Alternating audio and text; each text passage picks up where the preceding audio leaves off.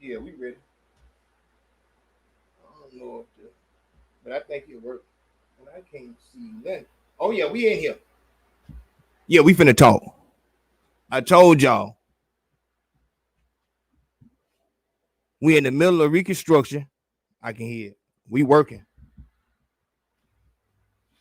Real talk. You see it? I mean, let's see what you gotta say, Mr. Director. What? Yes, Lord, this is a good one here. Yeah, ATF director gets his ass handed to him, trying to bring that nonsense with this brace into here. Like we don't know what firearms is about over here. Stop playing. Let them know, Joy. Let them know we ain't for none of them shenanigans. Let's get into it. Do these make the gun fire more rapidly? Let's hear what this dumbass got to say. So you had to implement this rule. Well, I've got here the actual original brace that this letter was responsive to. Are you telling me that this brace is exempt from your rule? The reasons for doing something like that would be, losing you there. Hold on. Reasons for doing something like that would be, could be many.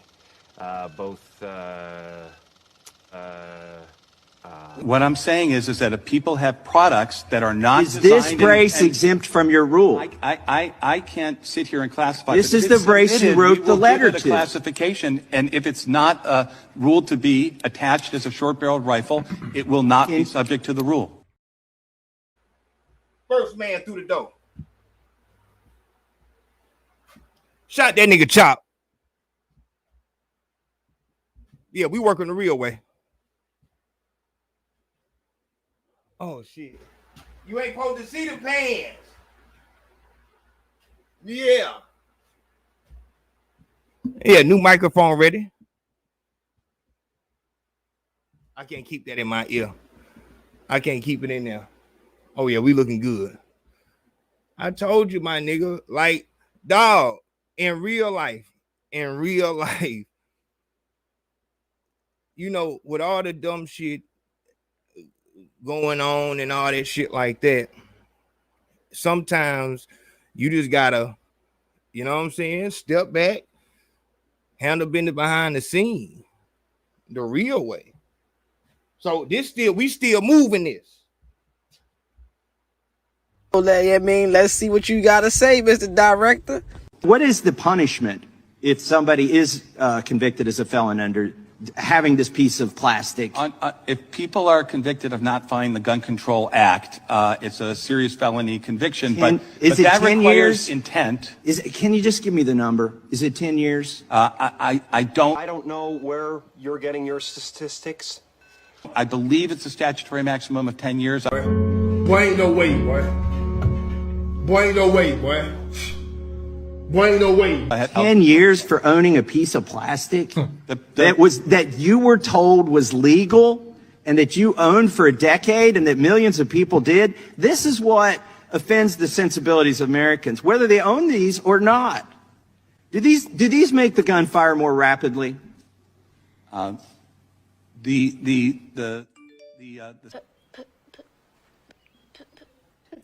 Today, Junior? Shot that nigga. See, that's the only thing.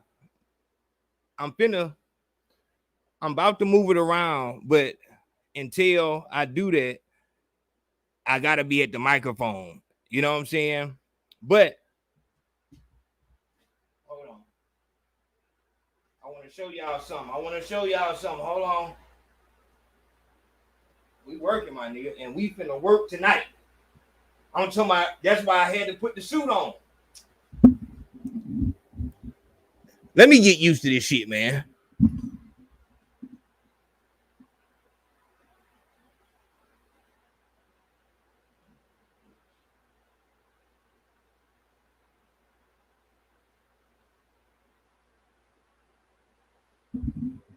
All right.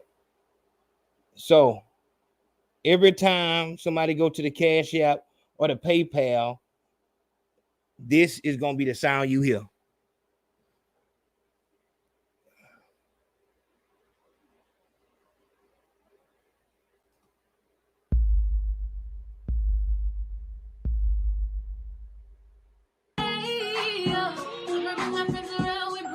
Yep. I don't.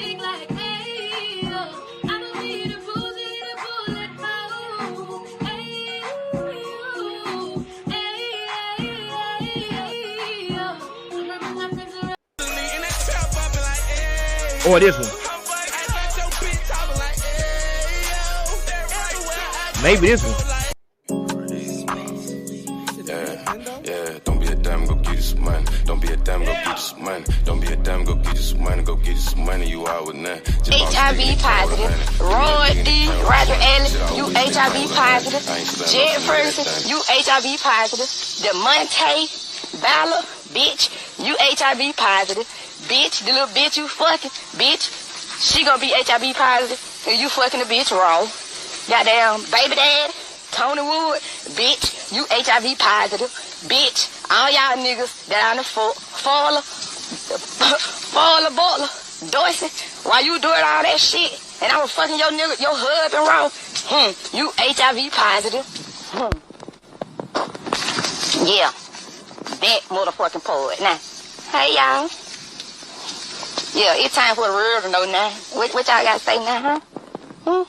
I always get the lad, bitch. Nah, y'all sick as fuck. Right on with me. Coming to me, Chico, I feel like Scarface. It's 550 just to pull up to the Migo tap place. The done can't walk for free, walk through a couple K.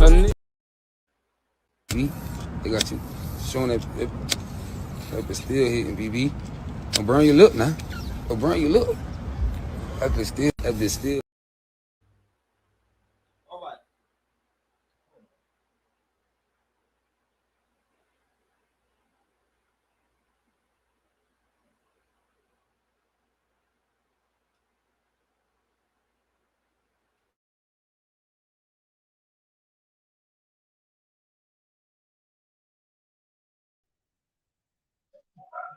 All right, y'all can hear me? Let me know now.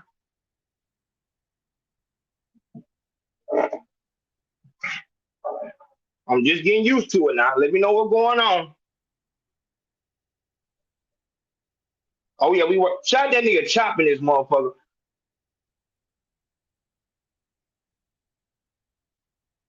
I see you, Brian. I see you, my nigga. We just working.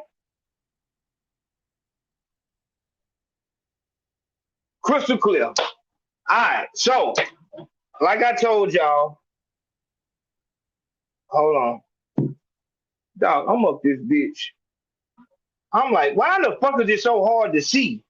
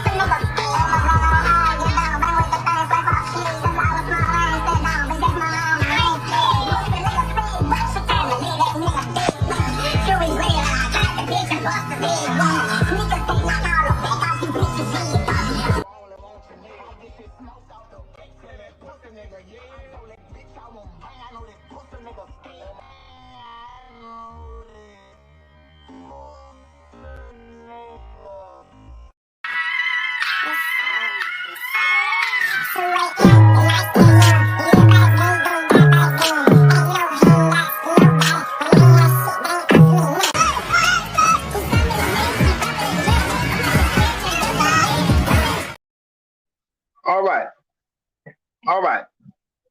We back. Now I gotta find a way. This is the hard part. I'm trying to find a way. So for right now, this is the only space we got, but we got it. Phone line is open. I'm gonna have to figure this little part out, but when we start, we're gonna be doing it over there. But I gotta switch mics. I'm wondering why the fuck I can't see. I ain't got my damn glasses on. Most definitely. Shout out to that nigga Chop. If you need the local newspaper, the national newspaper that's for us and by us on some real shit, holla at Chop, rocking out the real way.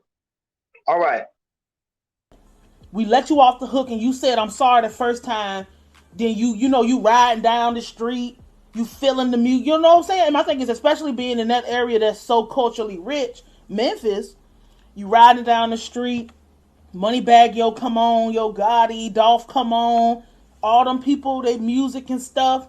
Finesse 2 Times come on. So now you know that music get inside you and you start feeling it. That's why when you riding down the street, you might start driving faster depending on what the song is. You might stop paying attention and not paying attention, like take your eyes off the road, but you might just be completely unaware because you're so immersed in the music and in the songs. And especially when the music is matching up with wherever the concentration of wherever that culture is at that specific time and in that specific area. And that's real shit. That's real shit. I can't do that. I really can't. I need to be able to, you know what I'm saying? So we're gonna have to do it the real way. All right. Y'all let me know if I sound good now. And like I said, every time somebody come through on the Cash App or the PayPal, I see y'all on there. We're gonna come to it, but you will be hearing, it's gonna be like a ringtone. Man, come on with that dumbass shit. Every time we got a Cash App or PayPal, this is what you hear. We the one who drive the word to the cash. Pot down the road, he send him the money. I heard he sending that bill like a jank. Plug trying to firm it, know we gon' run it. Scratching at the door, you know they don't knock. Back on the block, got whip, got dropped. Drove on the curb, they heard we were high, take a bird out. Y'all let me know how that sounds too. I don't know what, I still ain't figured that all the way out, but that's what we doing. Like I said, this situation caught us off guard. This situation definitely caught us off guard. Wasn't fully prepared for it, but because it came across the board, it's something that we have to take care of. All right, hold on.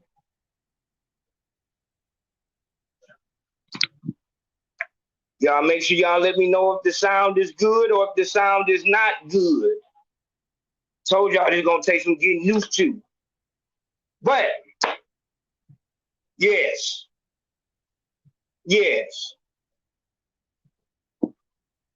Because we are working so hard over here at AO Nation. Shout out to that nigga Joshua Powell. Shout out to that nigga Brian Tisdale. Always shout out to Naeem Edwards. Make sure y'all let me know what the sound sounding like. Okay? Loud and clear, loud and clear. Okay then. Now, as I was working hard, diligently, getting everything together, getting everything ready for our new move, what comes down the railway, but one of the purest hoopers since Derrick Rose. I'm talking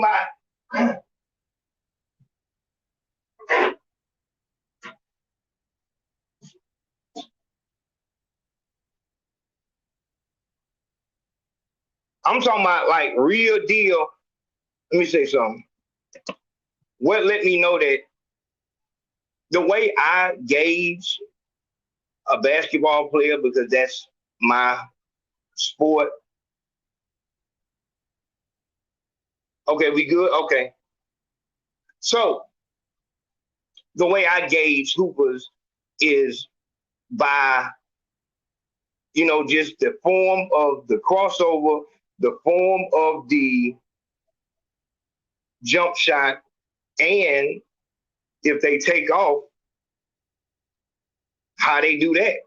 That nigga Ja Morant is so fucking, like, the crossover is perfect. Like, it's exactly, and he has Ja Morant, and if you're not in the sports, you probably won't know it, but Ja Morant has like a hooper's phenotype. Like, his body is that of a real hooper. Skinny, kind of lanky. What the fuck is this?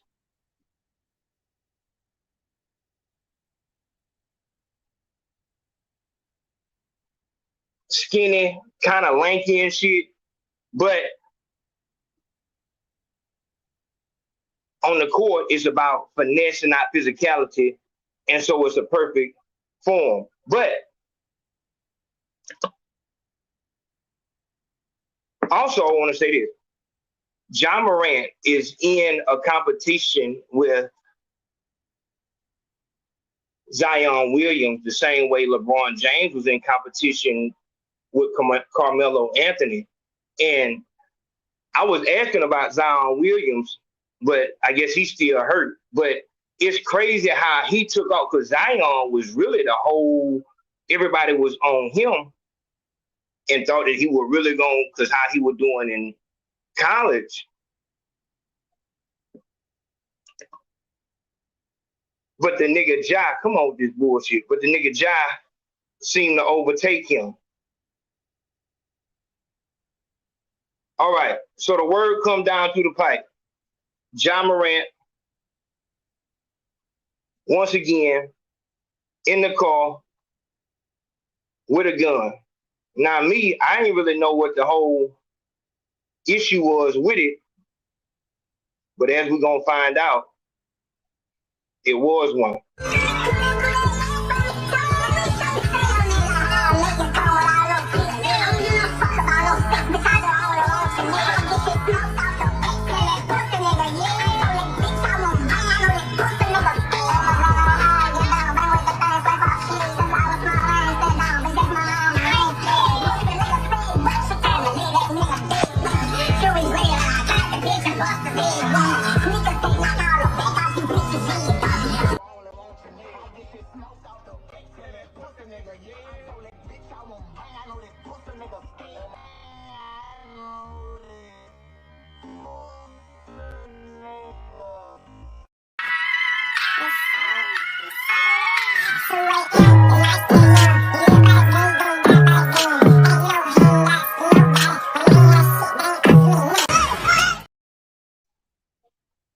So I'm gonna have to use the phone, dog. This shit is, like I said, this shit is new. So it's a whole lot of movement going on. This computer is new. This one is also, and I'm trying to use the computer, but it's throwing me off. And this, I'm trying to, you know what I'm saying? But this motherfucker is burning me the fuck up, man. All right. Like I said,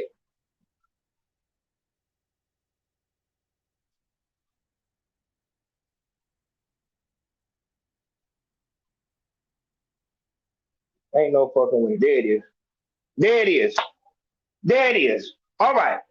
So the issue on the board. On the board, the issue is Ja Morant is looking like a thug, looking like a gangster. What some might not know is that brandishing a firearm is illegal. I didn't know that. We're gonna have some people call in and go deeper upon that, but you can't just be outside and have your gun out, which I honestly, on some real shit, I don't understand that. Shout out to Naeem Edwards too, as we're working on restoring the gun rights of good people. But being somebody who pretty much threw all of that legal shit out the window as far as ever having a legal firearm, obviously I'm not brushed up upon the laws. So when I don't know why the nigga was in trouble in the first place. What was the issue in the first place? What was the problem? He's in the car, he's listening to music, and he shows a gun. Let's see again.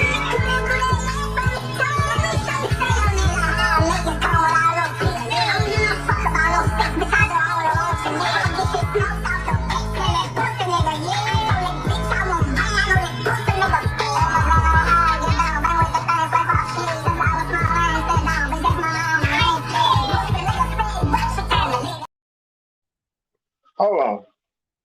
Katrina up here? Hold on. Damn. All right, I ain't got this. Damn.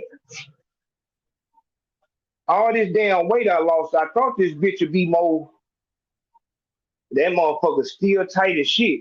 Shout out Katrina Gibbs up in here, man. Real talk. Real talk. Shout out Katrina Gibbs. But yes, come to find out that even if you do have a permit and all that good shit like that, and you're not a felon, you can't hold your gun, even if you in your car. And like I said, this is a part of it. This is a part of it because, you know, first we need to do the, you know, what is the legal issue here, and then we'll go down to the mindset and everything like that. But the first thing first, what's the legal issue? Come to find out, shout out Asiatic, shout out Jay the Shooter for confirming that you cannot just up your gun, which makes sense. When you think about it, it does make sense. Like, you don't just need motherfuckers pulling their gun out in public places, but he's in a car. But I can see how, you know, that could cause a motherfucker to make a bad decision. So, you know, I get it. But then you got situations like this right here. Hold on. And it looks like on the bottom right picture,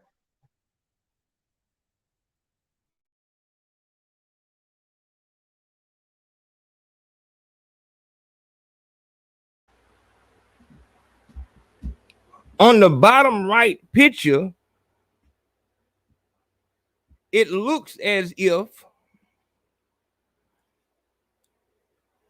yes, it looks as if he's actually pointing the gun at the camera. How we sounding?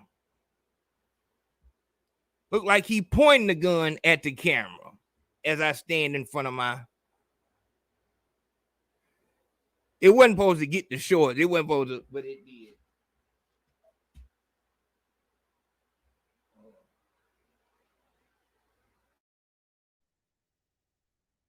But it looks like he got the, what you call it?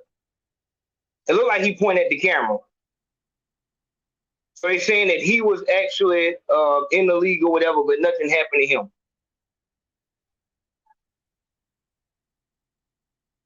That's thrown off. That's thrown off. As far as, you know, legally having a pistol, I guess, obviously, and you a $1 million, multi-million-dollar nigga, you should know what the rules are.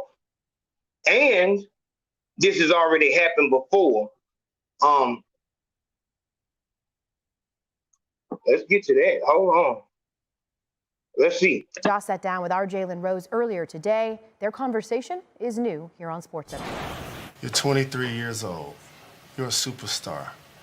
You're one of the faces of the NBA. What has the last 10 or 11 days been like for you, and how are you doing? Me personally, I feel mentally good that I haven't, been in, many years. I'm in a space where I'm, very comfortable. I was constantly, talking to therapists. I've been doing, Reiki treatment. I've been doing anxiety breathing, different stuff to, help me manage that and, release, all that stuff from my body. When did you say, I'm gonna do this and it's necessary? After I made a, terrible mistake, being inside a club and, went live. I put myself in, a bad position. And also it's, my daughter. There's times where she even tell me if she's, had a bad day. And I felt like, if she can tell me that, then, I can be able to go and talk to somebody as well. You at the spot, Shotgun Willie's. You are holding a gun. And we both know how dangerous that can be. Whose gun were you holding? The gun wasn't mine. It's not who I am. I don't condone and, any type of violence, but I take, full responsibility, for my actions. Made a, bad mistake, and I can see the image, that I painted, over myself, with my recent mistakes. But, in the future, I'm gonna show everybody who Ja really is, what I'm about, and, change this narrative. Ja has missed the Grizzlies' last 5 games, all of which will count towards his suspension, meaning that he's eligible to return on Monday. Damn. Damn. Damn.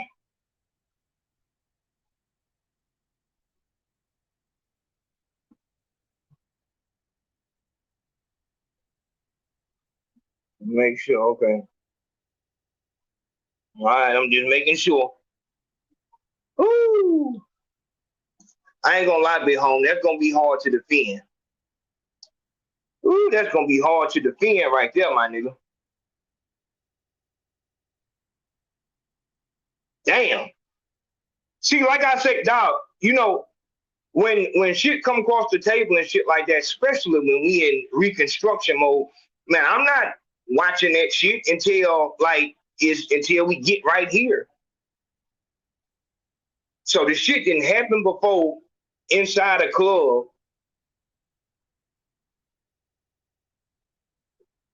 And that shit wouldn't even really matter that much if you didn't make that type of apology. Damn. Ooh-wee. Ooh-wee.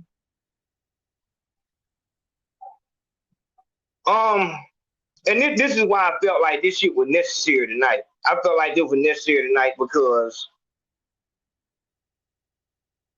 we've seen this more times than, like, you can look at any one of these situations. The only really real question that matters is, what is the allure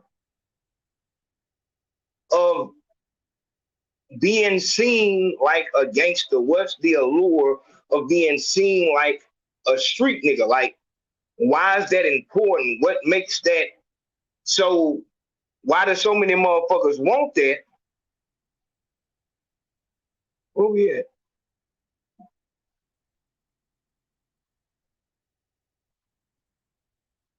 I guess I don't got that. Okay. Why do so many motherfuckers want that gangster image? We've seen it time after time. There's the famous clip of the dude.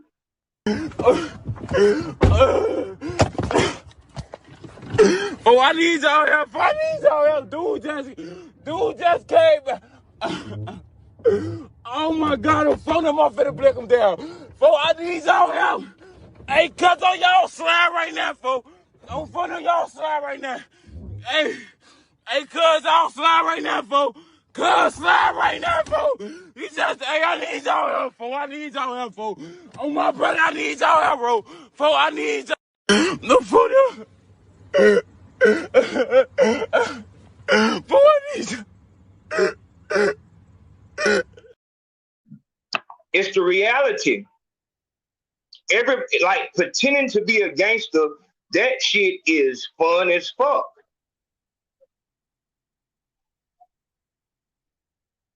Why do, and it's not just niggas, it's not just little niggas, obviously. It's not just young black boys. It is, as you can see here,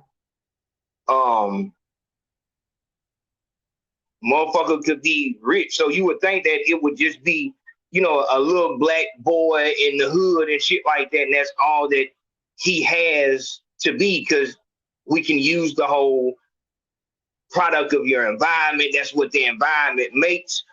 I cannot allow that bullshit narrative to go any further. In the beginning, I would say that in order for your environment making you who you are and you being forced to be a gangster because you in the hood, that would mean that there's never been anyone out of, not sports either, anyone ever come from government housing, the projects, departments, that has ever done anything with their life. And that's not the case. I'm saying without sports. It's not, like motherfuckers don't just play sports and get out. Motherfuckers get academic scholarships and all kind of shit. Shout out to the nigga Dr. D. That nigga is always sending me clips of black boys and girls coming from impoverished areas breaking the fucking mathematical shit. Breaking the damn, you know what I'm saying? Nobody could break it. They in middle school. We have to kill that bullshit. You don't have to come from horrible beginnings in a horrible neighborhood and all you can be is a prisoner, an inmate. That's bullshit. All you can be is a gang member. That's bullshit. Once we kill that, then we can actually have a conversation of why do motherfuckers want to be gangsters? Why do they want to be seen like gangsters? Once we start having that conversation, come on with this bullshit, man.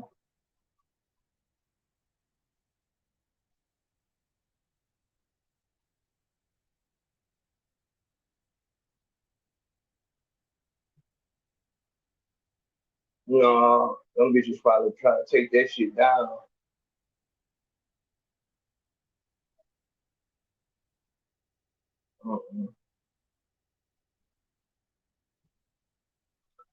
The reason why motherfuckers want to be seen like gangsters is because society says that gangsters are cool. And this goes way past the little young black boy. You can go anywhere in the world at this point and you'll have somebody impersonating the American gangster, the black American gangster. Because it's, you know, they got the mob and it's all kind of, you know, illegal factions and shit like that. Motherfuckers ain't out here trying to impersonate the motherfuckers who embezzle money from companies or you know, motherfuckers that do any type of other crime. Motherfuckers, the only time you will see a person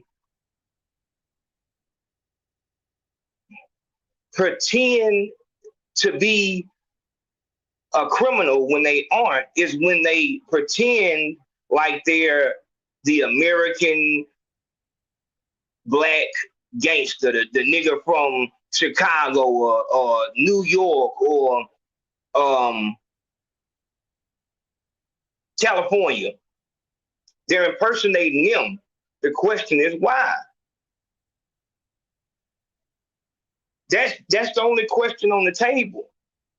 We don't have to guess whether or not a motherfucker is actually trying to impersonate the American, the black. I gotta find a word for that. The black American gangster,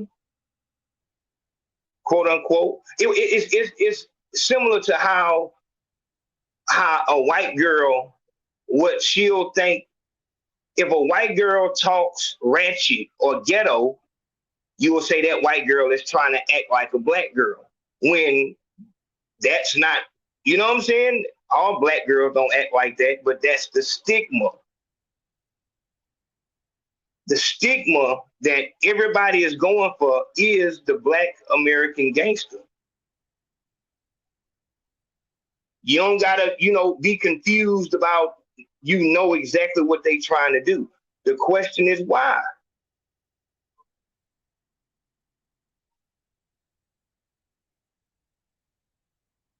The question is, that's the only question that needs to be put on the table. And once you put that on the table, we come to the understanding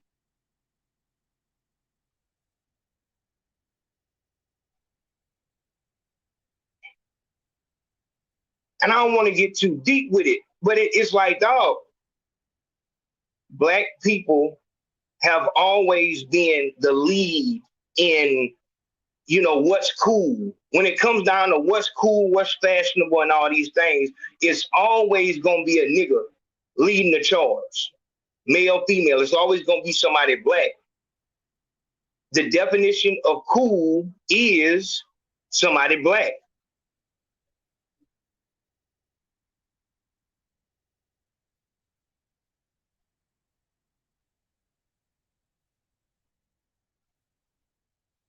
Fuck, we gonna break it down. Dog, in real life, what it comes down to is girls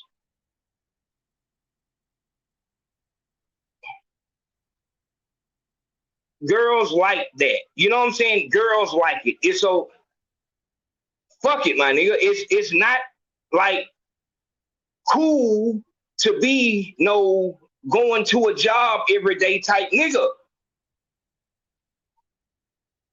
Dog, we can play on the internet and you know, man, the girls don't and all this other shit. Dog, in real life, it seems as if the person who even looks or acts, portrays themselves as a Black American gangster, that's the person that everybody likes. That's what's cool. When we have situations like this right here, when we have these type of situations where a motherfucker got this much money, this much opportunity, this much of everything,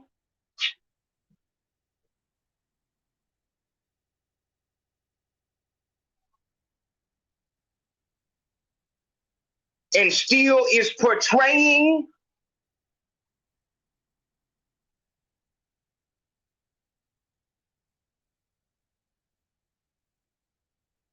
we have to, that question has to be asked. And once you ask that question, you get the answer of a motherfucker don't think the person that they are, when the cameras ain't on and nobody ain't looking, for some reason they feel like me being myself isn't cool. So a motherfucker will go to what everybody else thinks is cool. Let's see.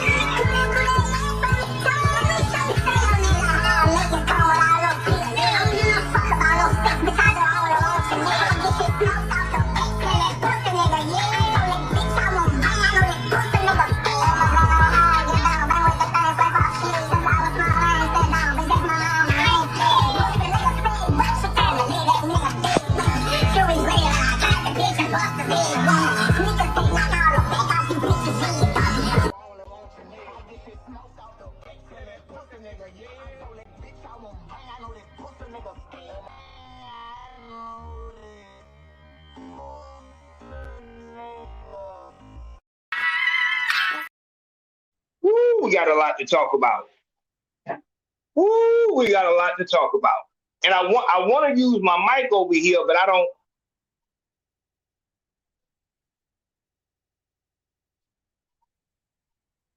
I got so many questions for that nigga that recorded that shit. Your whole nigga, the whole reason nobody knows who the fuck you are. The whole reason why you got any type of motion is because you the nigga that drive around Morant.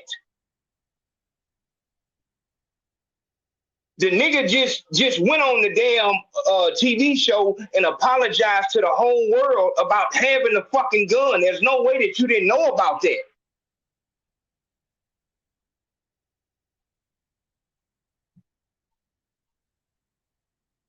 There's no way that you didn't know about the first fucking incident. There's no fucking way you didn't know that.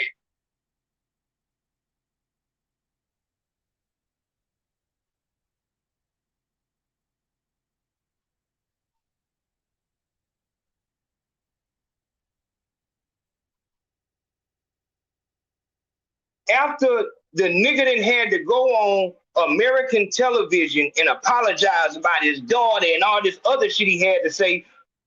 You riding around and you so fucking turned up. Nigga, you looked over there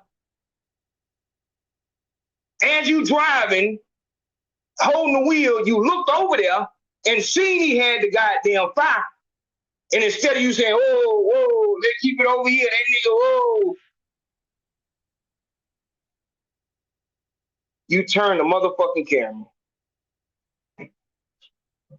Man, listen.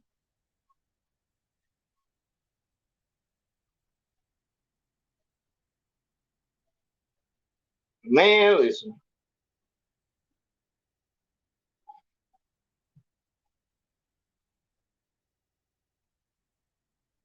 Man, listen. I want to use my mic, man.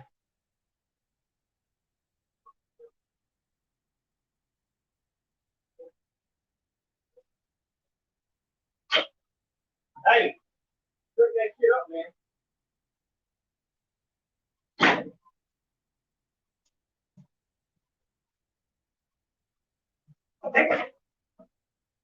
One more time. One more time.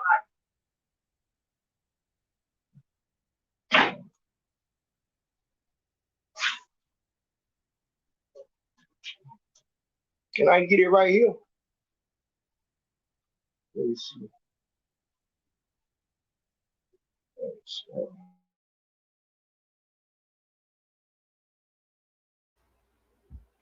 All right, how we sounding? Let me know how it's sounding. Now, I want to use my new mic, man. I want to use it. You supposed to have the headphones on, but I think that'll look stupid.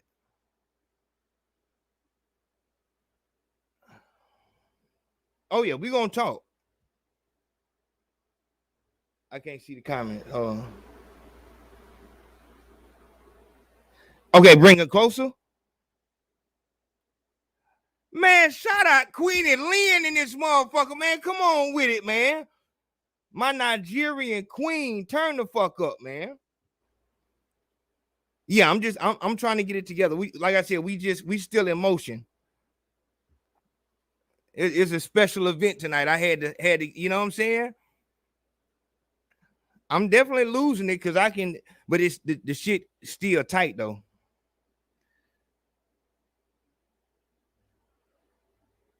Okay, so here a nigga go. Let's watch it again. Cause I just seen a nigga say you can't blame that man.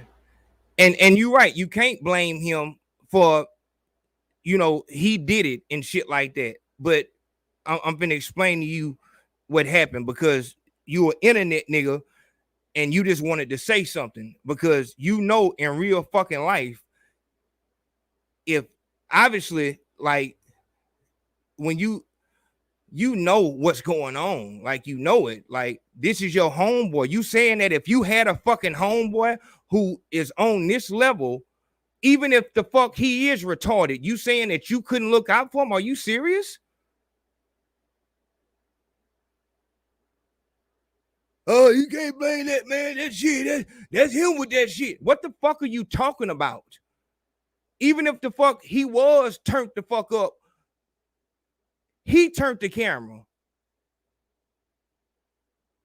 What are you talking about? We're gonna get on that side of it about even wanting to do that shit in the first place, but don't like, come on, my nigga, keep it real. Like, stop doing that internet nigga shit. Yes, technically it's not. Are you serious?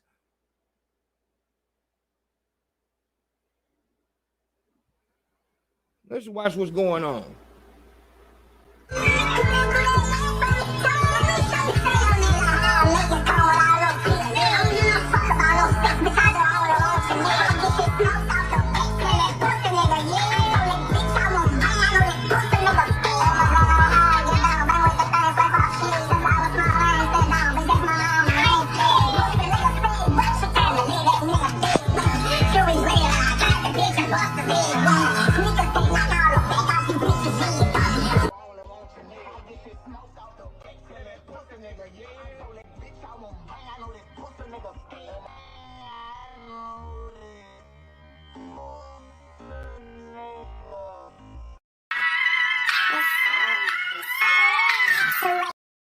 Pure hoe shit.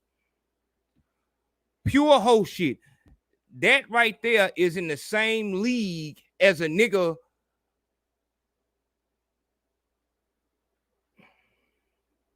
That's on some shit like this, the type of nigga who would tell a nigga bitch that he be fucking other bitches. He don't really like you like that.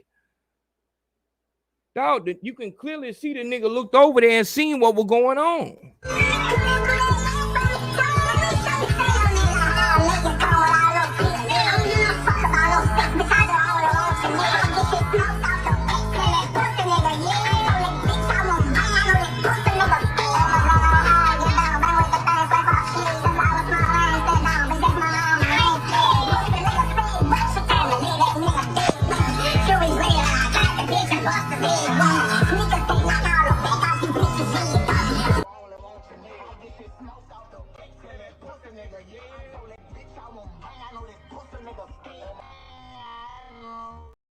Ooh-wee.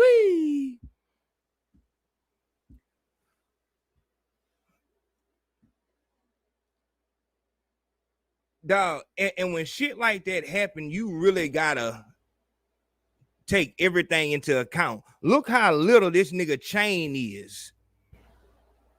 Dog, this look like a real disgruntled fucking employee. This nigga is upset. You don't want to be the driver. You want to be that nigga. Dog.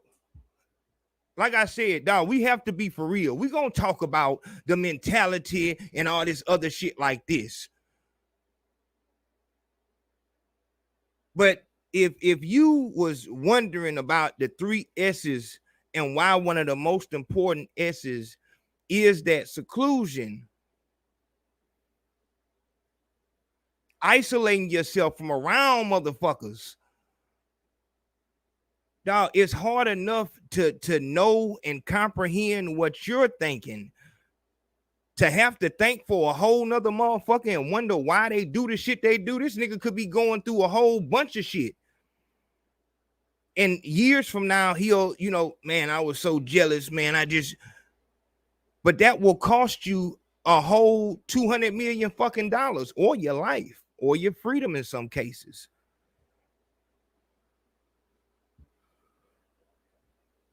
You looked over there and seen he had the gun.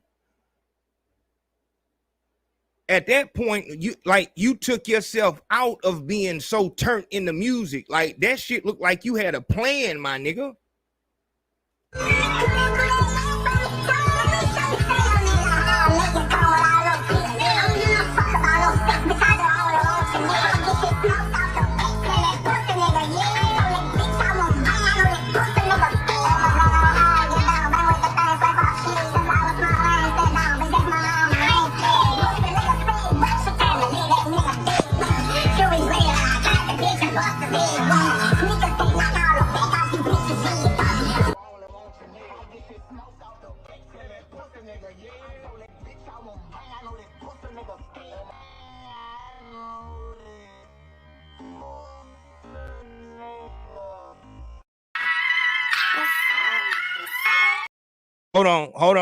Hold on.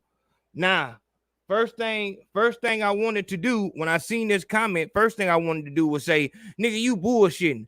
But on some real shit, dog, when I looked at it, and this is why, dog, we can never be so heavy upon what we think about something that we can't take someone else's point of view into consideration.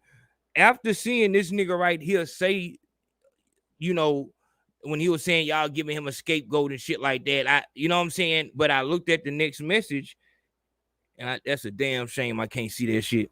He said he turned the camera not knowing this fool was going to pull out the gun. Dog, looking back at it, it kind of, now I don't, like I said, I don't know, but let's look again. Because let me see now. Hold on.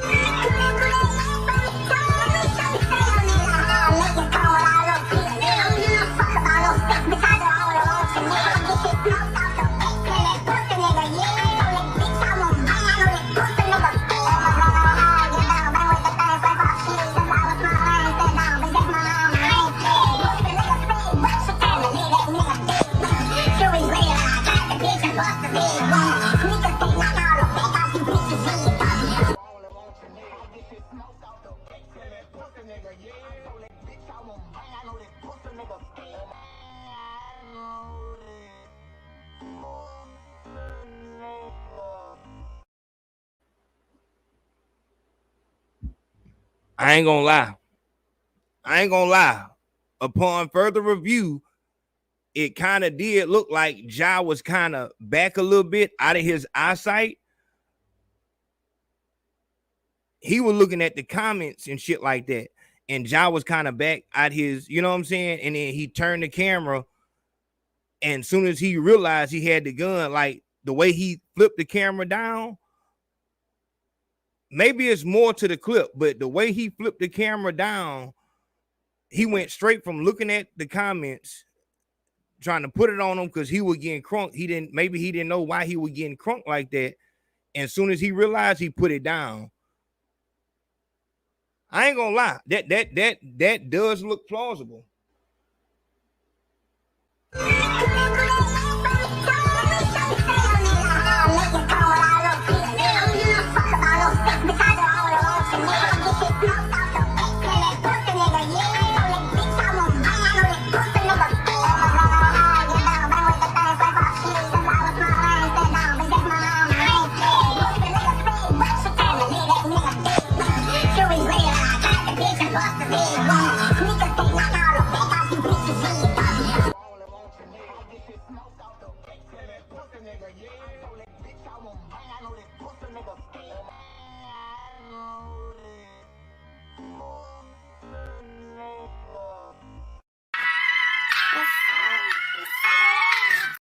Woo, that's hard.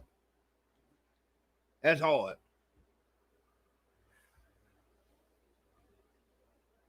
So whoever that was that Cooper DeVille? Who said that?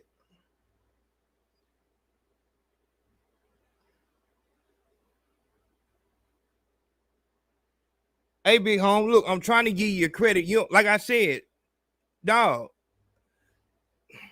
And this was so crazy just about, dog. I'm up here running hard on the nigga. You said something. I looked at it a second time.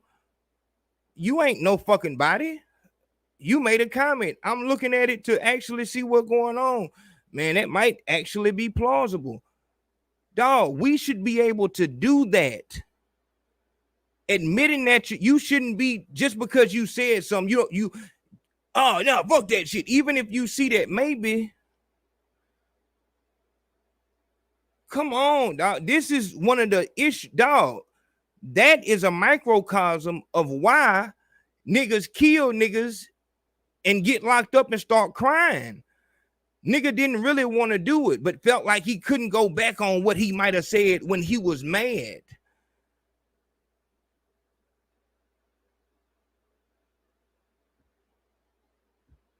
Yes, my nigga, the nigga 23 years old. Of course you need to watch who the fuck you be around and watch what you doing.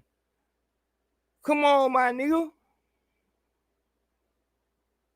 God damn, dog. And this is the reason why a motherfucker will step the fuck away from the internet, because it's like, dog, nigga trying to give you credit. You should be able to, all right, man, looking at it this way, I saw it like this. Somebody else say something that's contrary to what you said. You should be able to look at it, even if they did say it in a fucked up way. You should be able to look at it and say, no, I actually don't let the fact that maybe they are fucked up or whatever throw you off so much that you can't, oh, my fault, man, I think you might be right. This is why 95% of relationships fail. You so powered up that you can't apologize. It's not just, intimate relationships. I'm talking about homeboys, mother, daughter, uncle, nephew. I always said this, dog, like, a person who's not able to apologize to you can't respect you. Dog, I'm talking about in real time, because if, let's say, your old man, you accuse him of cheating. Yeah, this simple shit. The girl accuses her boyfriend of cheating because she saw in his phone that he was texting somebody, I'll be there at 8. And she just felt, oh, you cheating, nigga. But then he proves to her, like, this is my fucking manager and they needed me to come in early. That immediate response from her should be, oh, I'm sorry. I apologize for that. I was thinking, no matter if you might have had a reason to believe that he might be because he did it before and shit like that, in that instance, you're wrong. Same thing for a nigga doing that to his bitch or a homeboy doing it to a whatever the fuck it is. The fact that you can't apologize, that says that you don't feel that person is worth an apology. You feel like you're so high above them. That's what a parent, you know, sometimes, you know how your mama, she don't want to apologize. You know, she accuse you of something and then find out that she wrong, and her way of apologizing is to bring you some ice cream or some shit like that. But the actual apology, it's like, and you can accept it from your mother because, you know what I'm saying? But it's like, outside of that, why do you feel, this is mother-child, why would you feel like you can't apologize to a person? You should always be able to go back and say, damn, that's a good point you got. You can't just be so dedicated to everything that you say to where that just can't be, like, a point can't be brought in. Even if it's your opinion, it doesn't have to just be 2 + 2 is 4, or you said 2 + 2 is 6, and then you find out it's not. So you find out you was wrong. It doesn't have to be a fact. It can be an opinion you had. If your opinion was made off of something that was false, that's, come on, man. No, and like I said, this is exactly what's going on.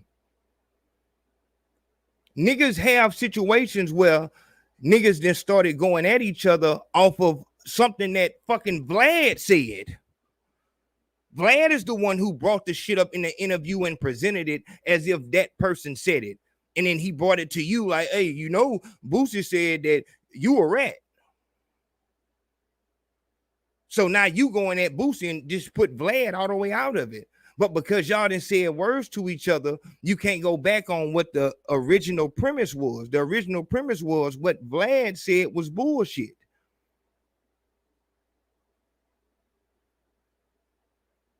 Niggas do that in the street the same way. You thought he was fucking, it just, come on, man. Y'all niggas, come on with the bullshit, man. Like, be for real. Be for real. Keep that shit real. All right, hold on. Let me change the thing.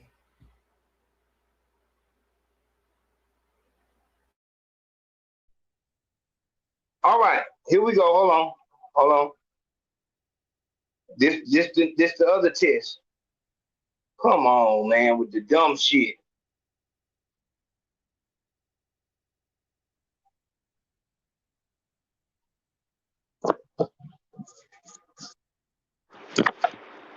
I can't move my L.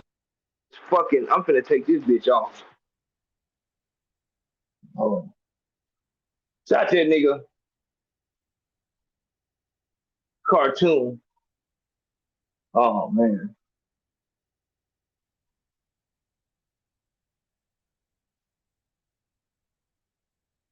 There we go. All right.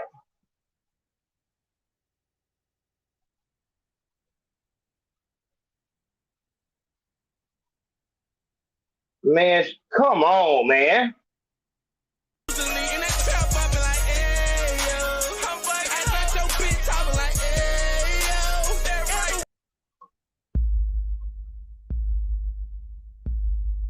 I don't know why it's doing that. Why the fuck is it putting that intro in there like that?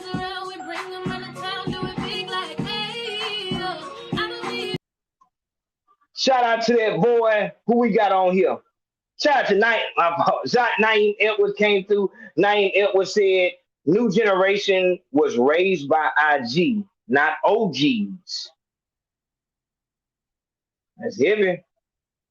That's heavy. That's real shit. Shout out Naeem Edwards. All right.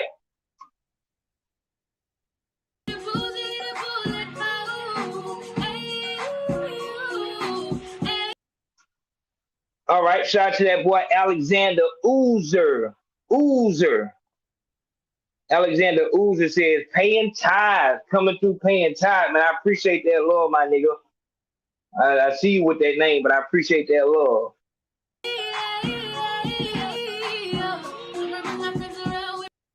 Now it's posed to like just play the AO part, but it's doing the whole shit. But we'll fix that.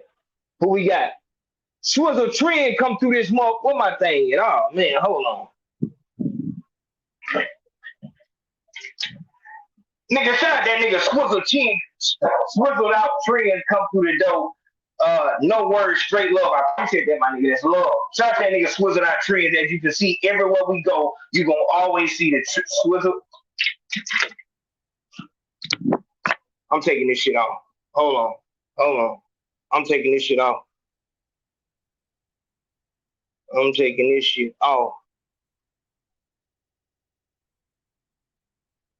I credit Allen Iverson for the urbanization because he was the first person on like a mainstream level that just completely rejected how the NBA was navigating and how it was moving. Not in a disrespectful type of a way, but it was a way where the music and the culture started. I'm talking about rap music and the hip hop culture started to take that twist, and he brought his flair and his flavor while everybody else was all suited up and booted up and doing everything they was doing. He did what he wanted to, whether it was from how he dressed when he walked out and the braids and how he talked and how he maneuvered. That is all Allen Iverson. And ever since Allen Iverson, it has just taken on a life of its own. We're going to be talking about Ja Morant.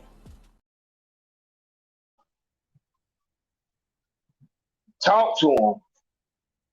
Hold on.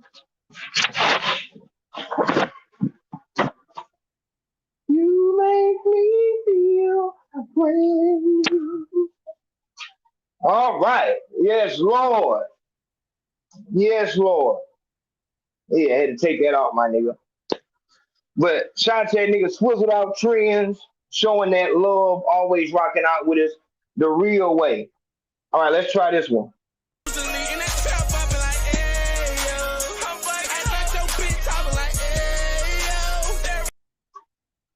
All right, shout out to the Working Man Podcast. Shout out to the Working Man Podcast.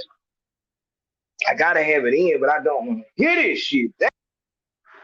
Shout out to the Working Man Podcast. Working Man Podcast said, the new set looks amazing. Let's go. Turn the fuck up, nigga.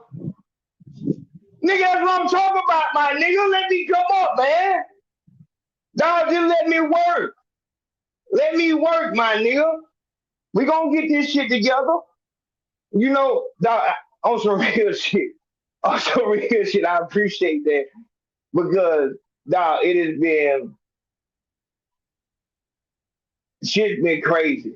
You know what I'm saying? And, you know, I'm in the middle of it and all that. And, you know, working on this fucking, we done had crazy situations over here. Obviously, I'm working dedicated on this weight loss situation. It was important, extremely important that I did that. So I really appreciate that, man. I'm putting everything into this, still getting back right from that. Y'all know, and shit like that. So I really appreciate that, my nigga. And we got a lot more shit coming. Just be patient. We coming with it. But I appreciate that, my nigga. Shout out to that nigga Working Man Podcast showing that love. I appreciate it, real talk. That's what I'm talking about, nigga. Yes, Lord.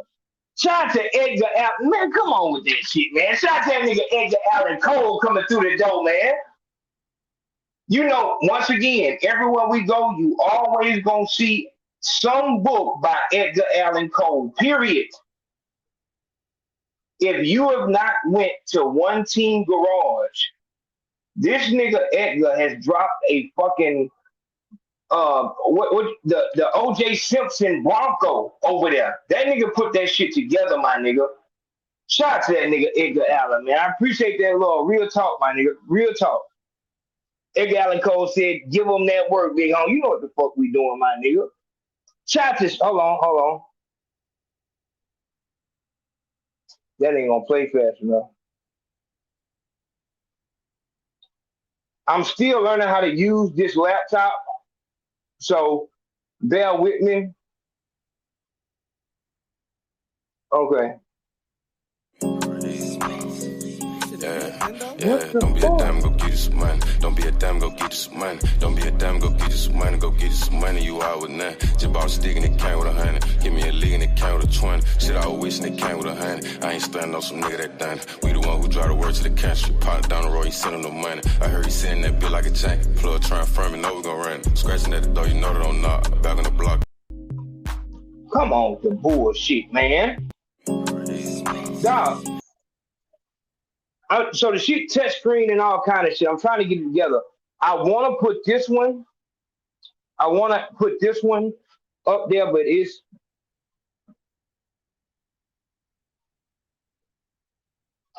this the big screen. That's the big screen right there. But I gotta work on that too. But I appreciate that love. Shout out to that nigga Showboat. Showboat came through, said all work, no play. You know what the fuck going on, Showboat.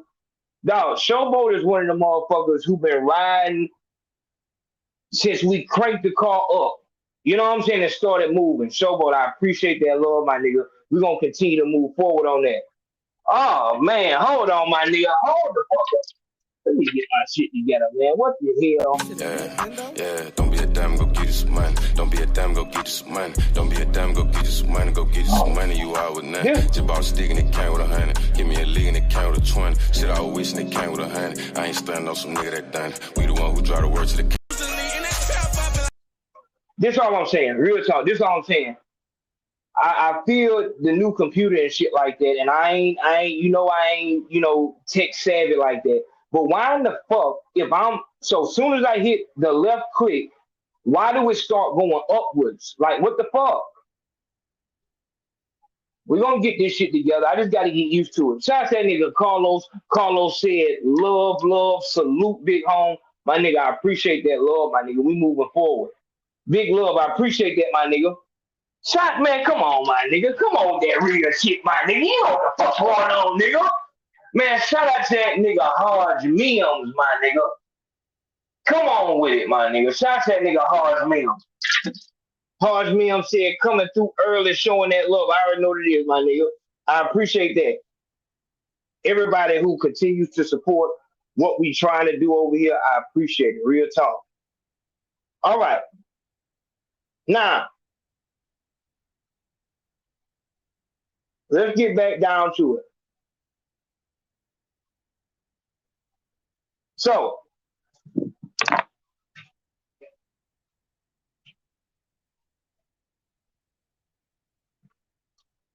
we can speculate on the speculation all we want, but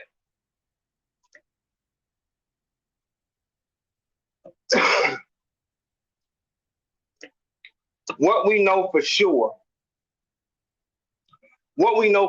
is what I like to rest my laurels on.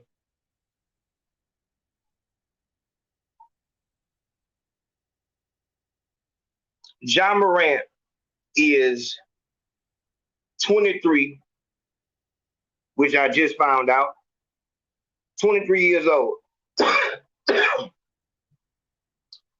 If rap music got a 23-year-old, $200 million man ready to lose it all, what you think is doing to these kids that have nothing? It's that time. Now it's time to talk.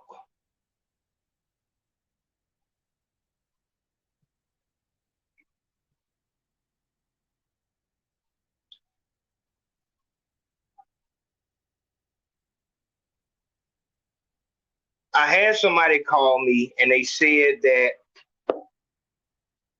what was the murder rate back when, the Isley brothers back in the 70s? You know what I'm saying? What was the murder rate back then? if you're gonna say that music doesn't have anything to do with this shit, then you would have to then be able to point that, look, it, like when the music was different, the murder rate was different. It's a lot of ways that you can break that argument all the way down, dealing with population and all kind of shit. But I don't fuck the play shit. What it is what it is.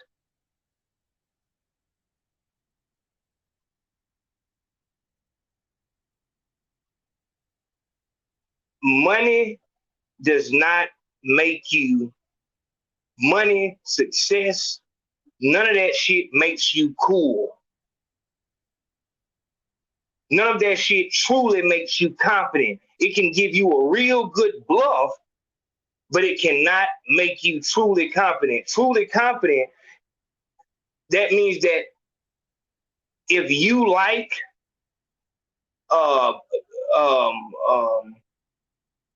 fucking reading romance novels under the fireplace, drinking some fucking wine and shit like that, listening to classical music, doesn't matter what the fuck you look like, that's what you like, that's what you're gonna do. That person, that's the cool person, the person who does what they want to do, no matter what's cool on the outside.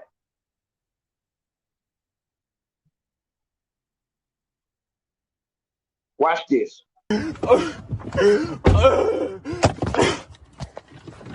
Oh, I need y'all help. I need y'all help. Dude just came. Oh my God, I'm phone him off and blick him down. Fo, I need y'all help. Hey, cuz on y'all slide right now, fo. I'm phone on y'all slide right now. Hey, cuz y'all slide right now, fo. Cuz slide right now, fo. He just, hey, I need y'all help, fo. I need y'all help, fo. Oh my brother, I need y'all help, bro. Fo, I need y'all. No, fo, no. Fo, I need y'all.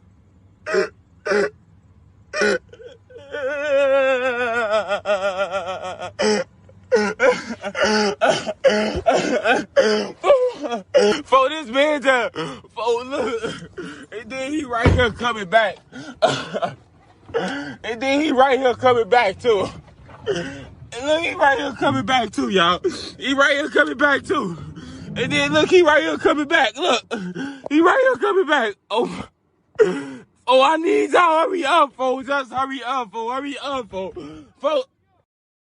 Hurry up, folks. Hurry up, folks. He just on my homie. He just up gun on me on my homie. He just up the gun on me, folks. Hit me all in my face and everything. Snatch my chains, all type of shit. Folks, hurry up, folks. My brother grave, folks. Hurry up, folks. I'm finna empty the whole clip, folks. I'm finna empty it, folks. Folks, hurry up, folks. I know the crib and everything. I know the crib and everything, folks.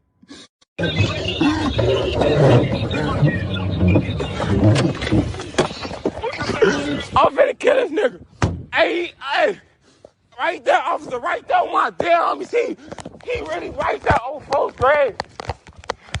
On phone now. On phone now.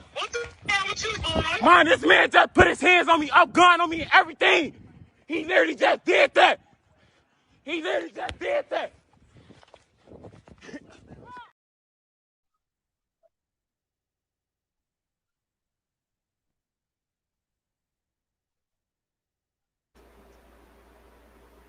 So what you can clearly see is that this nigga right here wasn't about. Y'all make sure y'all let me know about the sound. I'm finna turn it down a little bit. Hold on. Y'all let me know. There we go. This all new.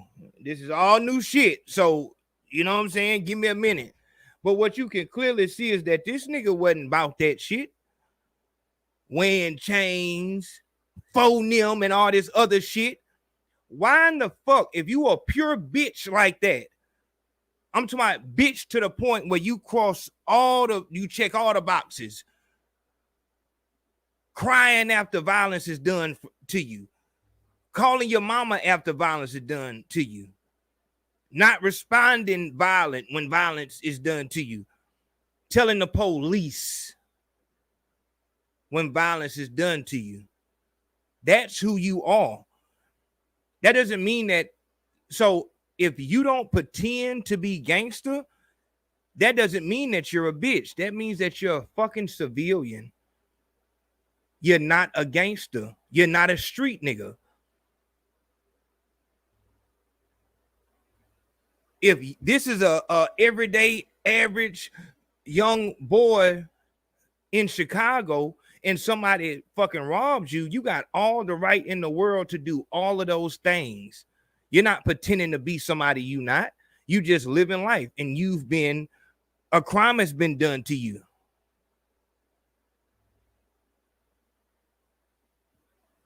And a lot of times, if that's what you look like, most street niggas and gangsters will just, give you a pass. But when you looking like it's supposed to be all fair, motherfucker don't want nobody that's going to identify him to the police. You rob drug dealers, you rob other robbers, you rob street niggas because I can handle the shit that come back in the street. I'm not trying to deal with the police shit.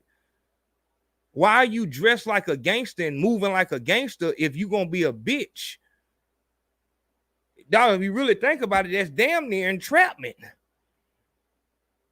That's damn near entrapment. What the fuck is you out here looking like a gangster for if you just gonna do the same thing a fucking civilian does?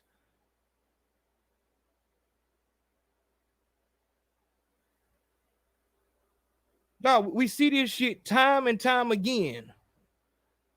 Damn it, I can't see. What is that? You been on some shit like you gonna fight back.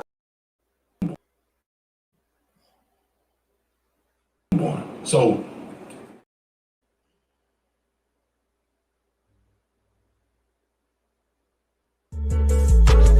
Crush off for no reason, walk them down and we gon' beam them. Tell them tap in for them tickets, we don't argue about these bitches. All these sticks came with extensions, my heart cold, this shit get wicked. Big 450, yeah, that's my main bitch, VVS all on my necklace. You know how we steppin', bitch, we reckless, cookin' like some breakfast. Send your bitch ass up to heaven, this a Glock, no Smith & Wesson. Lemon squeeze, I'll bust your melon, throw them foes, I brought the Texan. Got 'em mad like how I'm flexin', run the city, I'm connected. You can ask about catchy reckless, bitch, I'm lit like the electric. How I slide, this shit get wicked, put that beam on low, yo fitted. Hit that boy, he come up missing in the net, so I went fishing. Pockets fat like Peter Griffin, we don't argue about these bitches. Damn, that nigga was damn near riding. That nigga was damn near riding, damn. But once again, you can clearly see that motherfuckers want to be seen like gangsters. Oh, man. Real talk. Yo, I'm dead over this nigga, you heard me? Who's the count? Where you at? I'm in that A, man.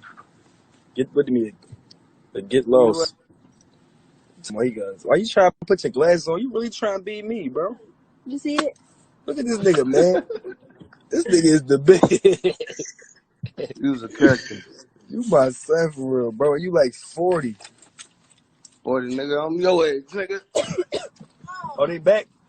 Yeah, they back. All right, man. I got real. You in LA? No, You see it on I'm the in side? Atlanta, bro. I just told you, bro. Hey. Atlanta. Spreading that shit. There's some people like in the city who need to get down on you, though. Tell them to pull up, man. Where you at? In Atlanta. Where? Fuck, nigga, just tell them to come to the A, nigga. Nigga, Minnesota in Atlanta, fool. Oh, I ain't know that. We gonna call you back. You stupid? We don't got time for that negative energy. All right, well, look, I'm gonna hit you on a one-on-one, so I'm gonna see you pull up on me. You ain't gonna do shit, nigga.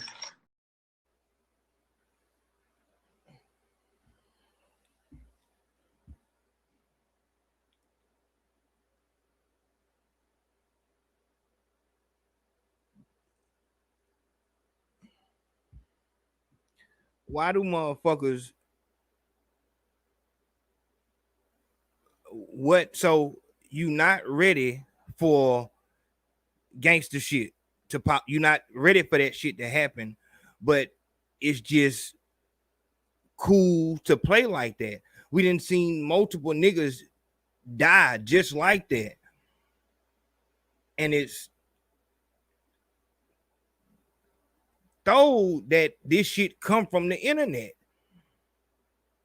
From the internet, a nigga, so a nigga is on the internet talking, pretending to be everything except a fucking civilian. In that situation right there, if PNB Rock just, hey man, look, I don't want no problems, and you know you don't play with niggas and shit like that, maybe a nigga could have more sympathy. But in order for you to be accepted, you need to act like you a gangster. But we see time and time again, niggas don't want what come behind it. They don't actually want to be gangsters. Because if you want to be a gangster, then you ready for the time you got to do and what comes behind it with the violence. But as soon as you get met with those gangster consequences, it's, oh, ho, whoa. Now it's a mourning and everybody got to be sad and remorseful. This shit continues to happen because you can't be cool as yourself. So you need to. Slim Jesus said that the white boy who was, rapping like he was a Chicago driller, you know what I'm saying, rapping about killing motherfuckers, got on the interview and said, if I talked about my real life, riding around listening to fucking country music, nobody would listen to the shit. So that's what's acceptable. And this was the base of the rap trap. In order for you to be able to make money and succeed in this rap game, you need to put your life, your freedom in danger.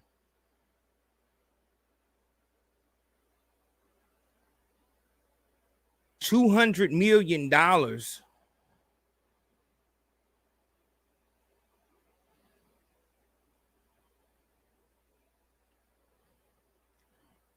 $200 million on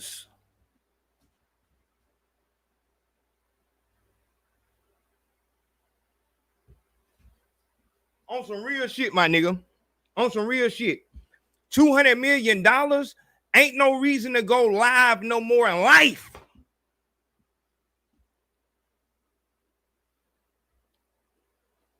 $50 million, there's no reason to be on the internet anymore in life.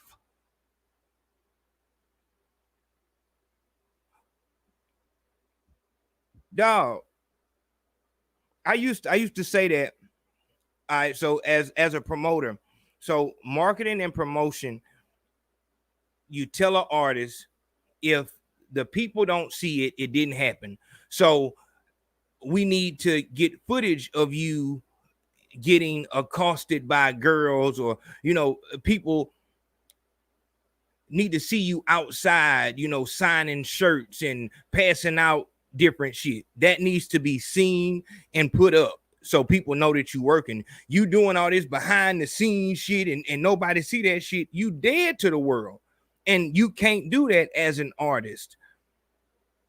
But in real fucking life, if you not trying to fucking promote yourself in this entertainment world, how in the fuck do you have 200 million? How are you a millionaire and you still need people to see you having fun? You can't have fun unless people know that you having fun. Somebody let me know if I'm tripping, just in real time. If you had, nigga, $7 million, how many times would you go on social media to show people that you having a good time? I'm looking in the comments. Somebody tell me something. Nigga, you give me, man, don't get me. Don't get me talking, nigga. Shout out, Lady Like, I see you. I see you, Lady Like.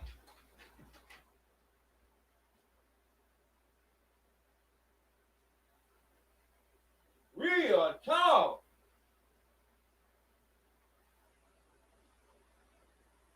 No, hell, fuck all that shit. No, damn that therapy bullshit. No shit, fuck no.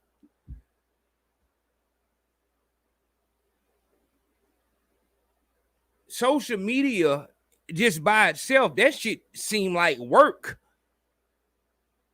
You couldn't be comfortable by yourself. And like I said, you know, you understand a young, you know, kid, but if you a young nigga really in that life, then you but I don't know with this new generation, but it's like, dog, if you really street like that, then you having fun within, you know what I'm saying? This whole, you know, niggas going online and showing money and shit and talking to the bitches, like nigga be on that bitch and all he do is show a whole bunch of money and jewelry and shit like that. And yeah, if your man ain't buying you 2 houses in 1 year, that nigga don't love you, girl. You need to get with somebody who really fuck with you. All day is them type of posts and shit like that. It's like, dog, how the fuck?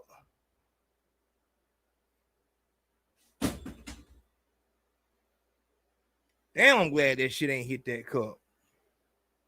That's a blessing. Dog, how the fuck is you having all this money and jewelry and shit like that, and you online telling a bitch about her relation? Like, why the fuck ain't you enjoying your relationship? I'm just on some real shit. Like, dog, that say something to me. Like, ain't no way. That's not no live nigga shit. That's not no gangster nigga shit. Like, and niggas on some real shit. Niggas is on that. Like, it's multiple niggas that do that. They'll just show money on the screen and be talking to bitches about their relationship as if they trying to start a podcast consistently. And it's more than, just like how it's more than one motherfucker doing them prank videos and shit like that. It's like a whole genre. Like, why in the fuck? Why? Like, what the fuck are you doing on social media? You got this type of money, whatever, car, house, situation is good. How in the fuck is you on the internet all day talking to motherfucker about their life and telling them how to? Why ain't you enjoying the shit? That says something right there. And it's not about being content and being filled. It's like, no, that's searching for exterior validation, period.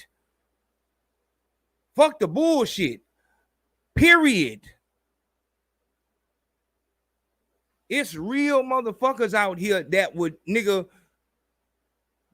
if they found out that this month they didn't have to pay the goddamn, man, they'll kick their feet up, pray, and just have fun and enjoy their family and they life. Wouldn't give a fuck about the internet knowing about it. If one bill didn't have to be paid this month, man, motherfuckers are, whoo. You on this motherfucker seem to have everything together, but you on the internet steady trying to. Why in the fuck ain't you enjoying? That's what lets you know that it's something like money don't make you cool. I think Katrina Gibbs said that.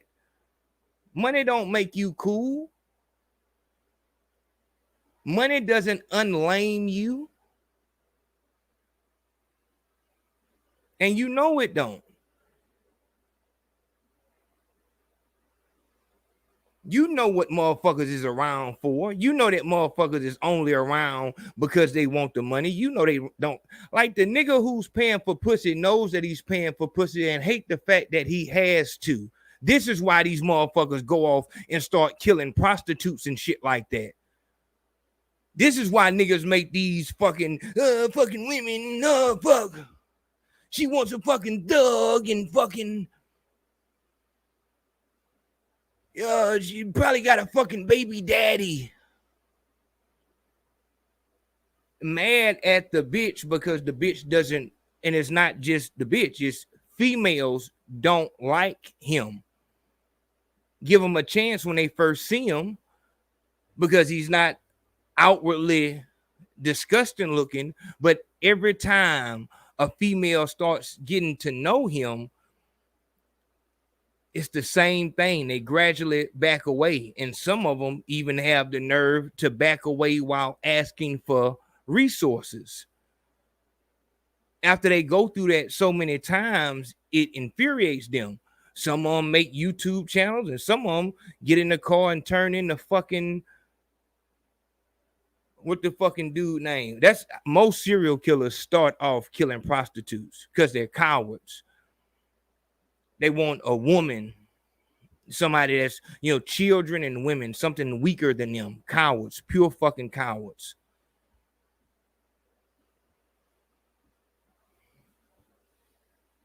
Money doesn't unlame you. Money is not going to make you content with yourself. Always and forever, you're going to be trying to find out what's the newest shoe, what's the newest pants, what's the newest hats, what's the newest fucking belt line, what's the newest car that everybody thinks is cool. My nigga, when I came home, what year was this? This is 2016. I think by 2018, I was on my feet. First thing I did in 2018 when I got back on my feet was went and bought a fucking Xbox 360 from GameStop. I didn't ask what the newest fucking system was. I didn't need to know what new games and all this other shit. I went to GameStop and was so happy when they told me they were going to sell me that fucking Xbox 360 they had with the game I wanted, Modern Warfare 2, for $50. I was so fucking happy.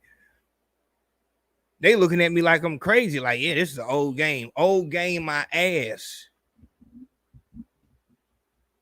This is what I want to play. I want to play the Xbox. I like the way this game felt. I'm not playing this fucking game so motherfuckers can watch me fucking stream and shit. I found this game entertaining and fun. I want to play this game.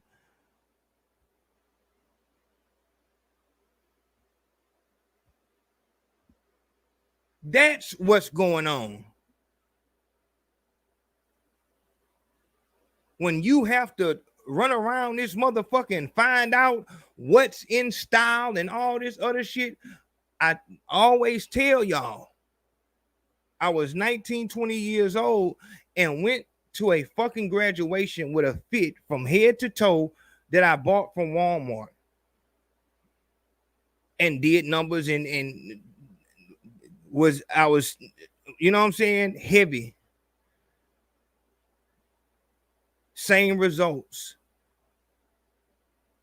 It's not the clothes. It's not the gun. It's not none of that shit that's going to make, because that's what this is all about. Period, point blank. I want to seem cool for the girls. Some of these niggas got me wondering. But for the most part, it's so that the girl can find them cool, and the girl don't know what the fuck she want. That's the first mistake. The girl don't know what the fuck she want. You supposed to tell her. But before you can do that, you have to be confident. Like, that's what the girl does know. They know what confidence feels like. They can tell. They're intuitive. They're connected with the earth in some type of way. Like, women have some type of connection, especially women that have children, real mothers, have some connection to the universe. You're not going to be able to fake that cool shit. You're going to actually, so you can get Yeah, you can play in the club, you can put a bandana on and shit like that, but they gonna feel that something is off. That's why you get the same results.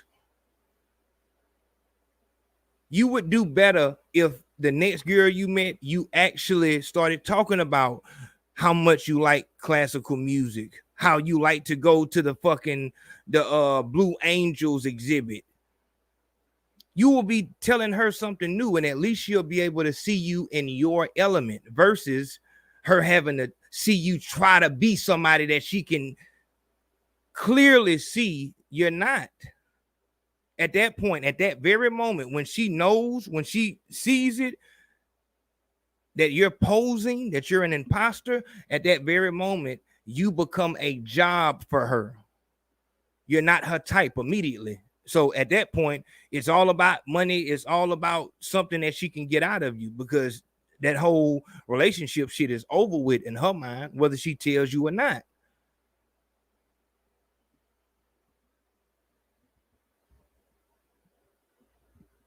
You're not going to get the new J's every month and think that, oh yeah, I stay in the new J's and shit. All you doing is telling the bitch that you will pay her rent. And then you gonna get mad at her. All these bitches want is a nigga money.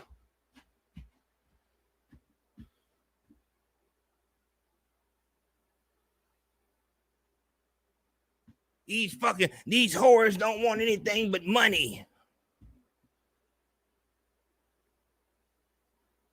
That's all you put. That's the only thing that you have that's real. Don't get y'all don't. Y'all, let me go and get out of here, man. Ain't nobody listening, man. What my thing at? Hold on. Let me see.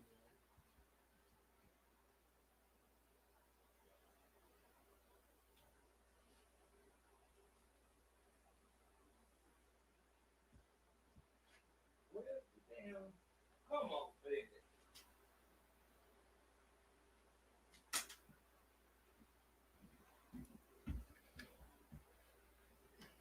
I got this thing too. This is a battery pack. 24 hours. You can take it everywhere you go. So, yeah, I'm not trying to waste your time. But when you break this thing down, it's the same thing every time.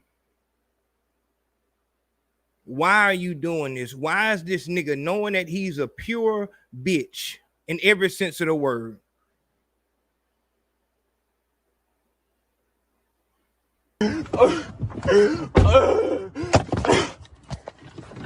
Oh, I need y'all help. I need y'all help. Dude just came. Oh my God, I'm phoning him off and blick him down. I need y'all help. Hey, cuz on y'all slide right now, folks. I'm phoning y'all slide right now. Hey, cuz y'all slide right now, folks. Cuz slide right now, folks. Hey, I need y'all. Pure bitch. And you talking about relationship problems and all this other shit. The first mistake you made was going out and making a purchase with the intent to impress. You know what I'm saying? This is why you don't know how to wear those right. This is why you don't know when to up the pistol.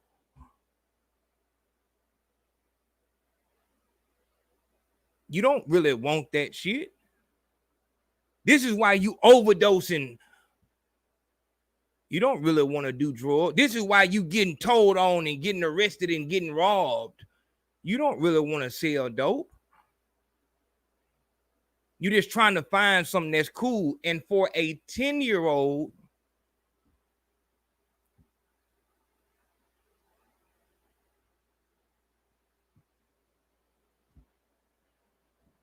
for a child that's trying to find themselves, you know, I want the new, the kid, I want the new shoe, Mom.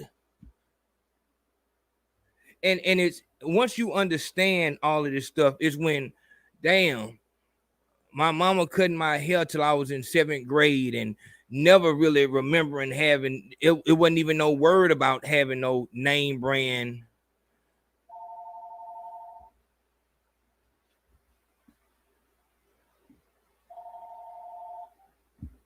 Yo, who this? Oh shit, nigga, what the hell? Man, shout out that nigga chopping this bitch. I don't know how to put the phone on. Say something. No, they can't hear you. Hold on, let me. Hold on. I got, you know, this shit new, Chop. Give me a damn minute. Yeah, I'm trying to figure this shit out, man. Hold on. Say something. Say it again. This shit got a high compressor. I still can't hear you. And you right there. Let me see. Hold on. All right, go ahead. All right, we in here. We You in live there? now. And everybody here? You good. You good now. Go ahead, child. I'm listening to you. Okay. All right. So Yo. All right. I just had a couple things. I've been watching this joint for a minute. Uh-huh. And the one thing that I want to say first of all is, like you said, you can't just, no matter if I got a concealed carry and I got an open carry license and all that good stuff, I can't just sit around and just wave my firearm around and, like take a video. If I'm outside in the public, pull my firearm out, take a photo or a picture, and I can't do that because one, I'm gonna get flagged. You know what I'm saying? So you can't just sit there and wave your firearm around. Now, Hold on, Chop. You saying you gonna get flagged? You saw it on social media? yeah, you can get red flags. No, you get red flags from whatever state you in, wherever you got your license from. Hold on. How does that? And see, Chop. That's why I wanted to have you and the other, Jada Shooter and Asiatic, so y'all could break down. So you saying you will get how? So you saying brandishing your firearm on camera on social media, that will get you flagged with the government? Not on social media. I'm sorry to cut you off. Not on social media, because you can actually show your firearm and stuff on social media, and depending on if it follows the guidelines of social media. Now, when we're talking about out in public, period. If I'm out in public and I'm recording myself for social media, and somebody else happens to see me, that's the third party that happens to see me, and they call the police and say this guy is making videos and doing all this stuff with his gun out in the public area, then that's the penalty right there. That's coming down on me. Yeah. So you saying I'm saying where would the in order for the flag to be valid,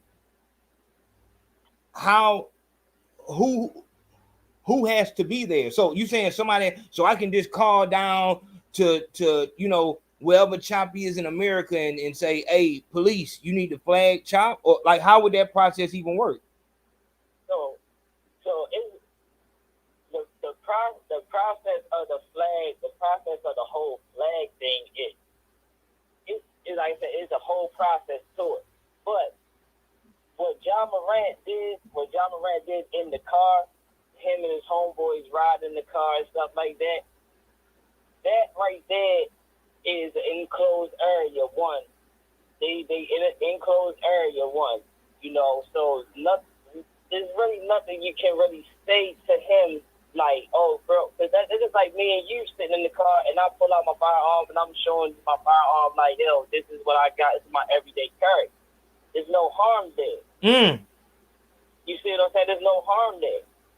But if it's an outside person and they're all right, so you see me, you remember the guy that came out the store, he was shopping. He came out the store and he pulled out his firearm and the dude was recording him.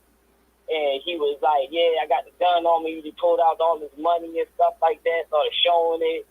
somebody else seen him and called the police because they don't know what's going on. They're a third party situation. All they see is him pulling out the firearm, waving it around. Got it. You see what I'm saying? So that right there is like a red flag situation. We don't know what you're doing with the firearm. Why was you waving the firearm around? Well, you know, they're gonna start investigating this stuff. They're gonna start they mess around and try to ban you from, you know, like take your permit. You see what I'm saying? Because you know you're not supposed to be waving it around in public. So with John, we looking. What? So you saying that this isn't an infraction? Not really. Not from what I see. This is not an infraction. This is not. Now, the nightclub situation. That's a whole different situation. You got a gun inside the nightclub, which is a public enclosed area where there's 90% of the time there's no firearms allowed on premises. That's real. One because you got alcohol involved. That's right. So that right there, that should have been a red flag on them right there. They should have if not took his license, they should have red flagged him to let him know, like, look, all right, the next time you get a infraction like this, we're stripping you of your gun privilege. Dog, and you know what's crazy? They got the power to do that. No, and that's crazy because looking at it, it seemed like they're in the yard, so the nigga can't be driving. So they're in the yard and he's showing it, and he just got. And like I said, I think that's the speaking point right there is what made a nigga who's already on a probationary term, what made him feel like he needed to show the gun at that point in time, and it was the music, and we're gonna have to speak about that. But I like I said, we definitely need to go more in depth, and I want to have a show for all my gun people to speak about these type of things, because I didn't know that, but it make perfect sense. Like, niggas can't just be around. I don't want to cut you off, hey, y'all. I won't cut you off, but the whole thing, the reason why I wanted to call in saying this is because you showed the picture of the white guy with the gun, and then we seen the photos and the pictures of John Morant with the gun. Yes. Okay. I'm all for Second Amendment rights. You know that. I fuck with Second Amendment the rights. Real way. Everybody should have their Second Amendment rights. Always carry our guns. Always carrying our guns. Listen, the thing with the white boy and the thing with John Morant. Okay, is John Morant in a gun club? I doubt John Morant's in the gun club. 9 out of 10 times, that white guy that's pointing the gun and camera and showing all his joints, he's 9 out of 10 times in a gun club. Two, John Morant was in a club and outside in public in the car. The white boy was in his house. He was in what looked like a well, hold on. Well, hold on now, Chop. Well, hold on. Now, and I think you know, because you know the issue here is, you know, being on a probationary period, you got to play it safe and everything like that. But if we going down to the logistics of the actual issue, it's like what he's doing right here and what the white boy is doing right here. It's kind of similar. If he's at the house, but John Morant is at the house only in the car listening to music, it's not much different there. But I'm open to hear what you have to say about that. It's not much different. There's really no big difference. Only big difference is, so let me ask you this. What's the difference between the KKK and what's the difference between the Crips and the Blood? Real talk. No. The only thing difference between the KKK and the race. Blood is the race. Yep. And that the fact that they're like a documented group. It goes back. Yeah. Not just a documented group. You know, they have it's, you know, I think the correlation, a better correlation would be the Black Panthers and the KKK. You know what I'm saying? Because there you go. Yeah. Yo, You know, but like I said, organization. yeah, you know, yeah, and what we, you know, I didn't want to, and that's why with this picture, it's like, in this, I don't know if this white dude was in the league at the time. I don't know what the situation is, but I don't like that whole comparing niggas and white boys, because that breaks down to the whole, oh man, they racist. Dog, I don't want to hear that shit no more. You know what I'm saying? Like, we know that we're under heavy, and I think the dude's name is Torre. He goes around and pushes the line. Like he be having a big chop on them, walking the streets and get police officers to talk to him and shit. And I like that. I love that, because like I said, because I had to live under the radar so long. I love when niggas take it to them like that. But it is what it is. We understand that we take it to them. We gotta take it to them the right way. That's correct. There's no half ass. That's right. That's right. We can't half ass the situation. That's right. We talking about guns here. Yep. We're not talking about a nigga getting caught smoking a blunt. Yep. Yeah, I mean, niggas getting caught outside rolling dice. We're talking about guns here, where people actually got the ability to take mass amount of lives in a matter of seconds. That's right. So for the and I wasn't trying to make it a race thing, but what I was trying to do is explain to you that if y'all want to play with guns and y'all want to do stuff with guns, do it the right way. Get documented. Go to classes. Start doing some classes. Start hitting the gun range up. Show videos that. Listen, but see, Chop, like the dude in the comments said. You know what I'm saying? Show some gun range videos. See, I mean, show people that you're actually a part of a gun organization. But now, if you're part of a gun club, can't nobody say shit to you. But see, but like I said, because I can, you know, that'll be semantics. Me pointing out, you know, if it's, because I could say, if it's okay to do it if you're in an organization, why wouldn't it be okay to do it without an organization? But we understand the way the world works. But the thing is this, just like I was saying, a nigga wants to be seen as a gangster, but doesn't really want to be a gangster. It's the same shit. Like, this nigga don't want to be, this nigga don't even want to have, if the cool thing to do was have a pencil in your pocket and shit like that, niggas would be showing off their pencil and pens. Like when Wayne had niggas holding up skateboards and shit like that. You know what I'm saying? Niggas wasn't really about that life. They was doing what was cool. The nigga don't want to have to use that. The nigga don't even want to have the gun. Definitely not go to a damn, you know, gun club. They don't want to do anything that has to do with, you know, discipline. Even being a gangster, they don't want to do that. He just want to fuck around. He just trying to look cool. That's it. That's all. He was trying to do his own.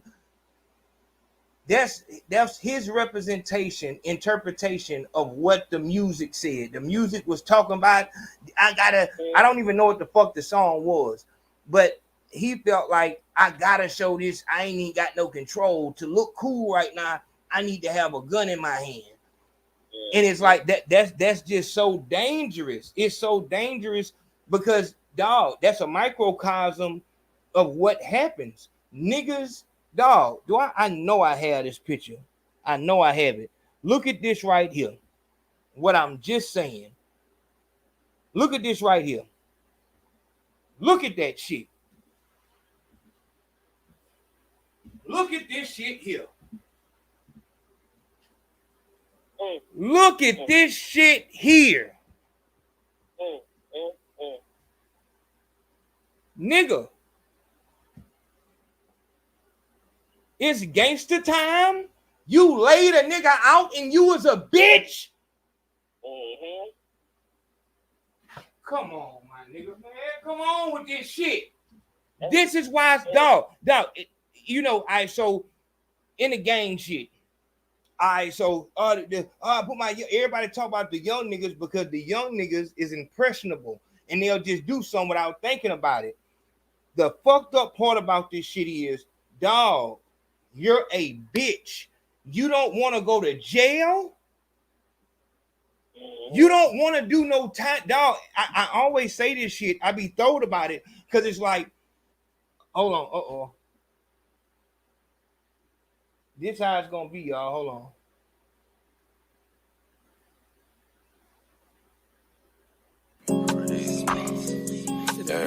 Yeah, don't be a damn, go get you some money. Don't be a damn, go get you some money. Don't be a damn, go get. All right, every time somebody donate, that's how it's gonna sound. All right.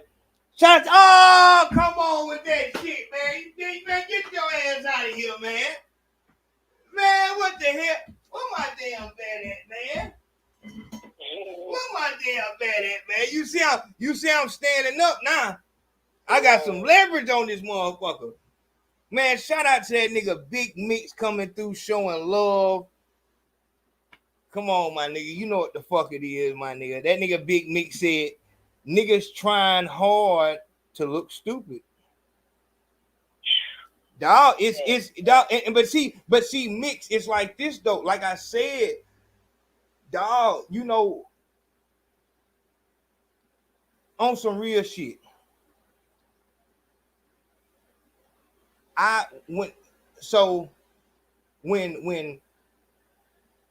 When it comes to the gangster shit and street nigga shit, I feel a way about it, like, because I have to feel a way about it because that is the reason why I chose that over those girls over there that love me. You know what I'm saying? So it's like, man, that shit can't be for nothing. But in reality, every nigga with a mind that has the option to do so steps away from that way of living. I'm in the house working, getting shit together. Me and the oldest going out to eat every Thursday. That's what my life, going over there, what grandma and them need over there. Gotta go just had to cut the grass yesterday. This is what the women in my life need. That's what I'm living for. That's the game. But because I gave and I was so dedicated, when I'm talking about these niggas with this shit, not ready to go to jail, it's because I was ready to do a life sentence and die in real fucking time, ready to die and do a life sentence before a nigga, and I know what it was. It was choosing the streets over my loved ones. So when it come time, you get in the room and you can either go home by telling, go home to your family because your family needs you. Your daughters need you. You can either go home and be a man with them, or you can go in this bitch and be an imaginary gangster. I was ready to be the imaginary gangster. This is what you take on when you jump into the street. That's what you supposed to be prepared to do. Niggas out this bitch halfway. If you outside, that's what that means. That's why you getting that respect. Bitches show that love to gangsters. The good girl will always try to sneak off with the gangster because it's exciting. Because at any moment he can be dead or in prison forever, and that's exciting. It's exciting. The small-minded female will choose that or will cheat on the man that works every day because she's not interested, she's not fascinated. That's another mental disability damn near, because it's like, all right, now you supposed to be past that section of your life, but you got 45-year-old women in double-digit year marriages that will still be intrigued by the street nigga, by the gangster, just because you don't know. And it's a dose of danger in there. That whole girls want to have fun shit come around. But dog, I still, whenever I see like what Mix just said, trying hard to look stupid, period, point blank. Ayo Consaco, 35-year-old, 3 girls out here. Women next door need me. I'm up that bitch doing a life sentence. That's looking stupid. And a nigga has to be able to understand that. And if you gonna be a gangster and you know, oh, this nigga got all the hoes and all this other shit like that, you get respect, getting all this other shit that you get for being a gangster, you have to be good with the other side. As soon as you not good with what you gonna have to pay, you bring your ass on out of that shit and you come on and work your regular job and be cool with that. Be cool with, you know, maybe not getting all that stuff you used to get because you know what's on the other side. You're not going to be in the street. There's no way that you can be a gangster, a real street nigga, without having death and a life term on the table. It's no way to do it. Any nigga say different, you need to look at that nigga sideways. That nigga's a bitch. I'm telling you, that nigga's a bitch. If you in the street, yeah, straight gangster nigga, straight real street nigga, and a nigga's not ready to be murdered out here or do a life sentence, that nigga's a bitch. And this is what he gonna do to you. This is what he gonna do to you. This is the little fat motherfucker that killed, that was with them niggas that killed XXXTentacion. Yeah, we're gonna rob this nigga. You killed that damn boy. And you a bitch? Y'all, I always tell y'all, if you know, if that nigga's a gangster and that nigga's a gang banger and you in a different gang and a nigga killed, like, it's like, that's all right.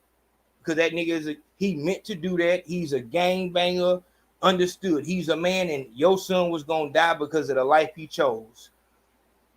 But for your loved one to die and then find out that the nigga who killed him didn't even want to do it, he's a bitch on the inside. He just wanted to seem like he was cool. As soon as the pressure came down, he exposed the fact that he was a pure bitch.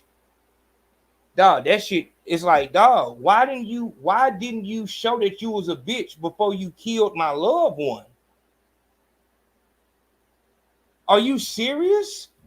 So if you didn't want it to happen, why is this boy dead? What it say? Man who took plea deal and testified against other defendants.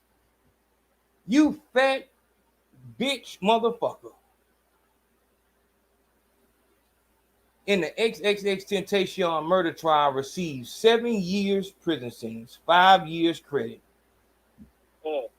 Soon as and you know when he get out, Vlad got an interview for him. Everybody got an interview for him. Yeah, you know they got plenty of interviews for him. That's crazy, dog. Like but once again, we going back into the same thing. And what Chop is telling you, like, if you are on here having these guns, multiple situations with these guns, why wouldn't you want to join a gun club? This is obviously something that you're passionate about. Right. Or is it that you just need something? I always say that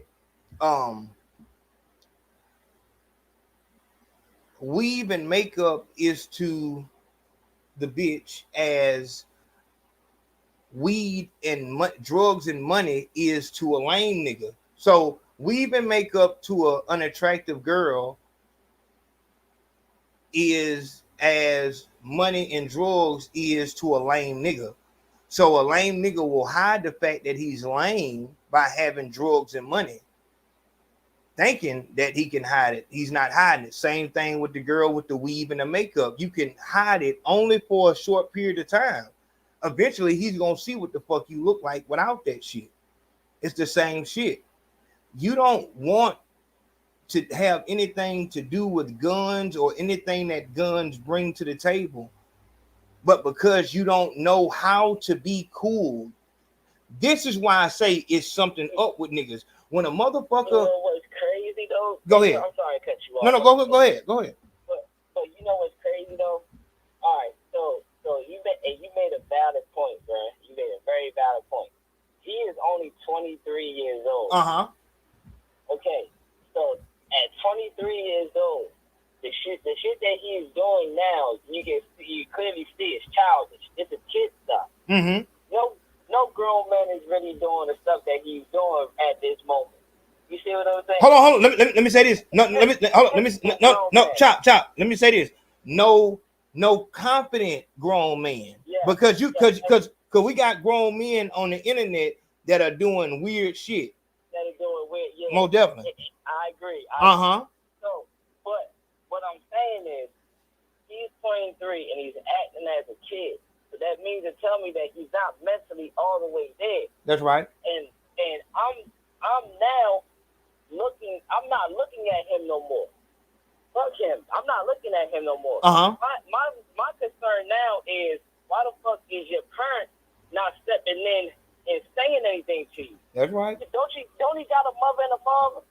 Last time I checked, your father stood up when Shannon Sharp said something about his son. Ooh, don't tell me that.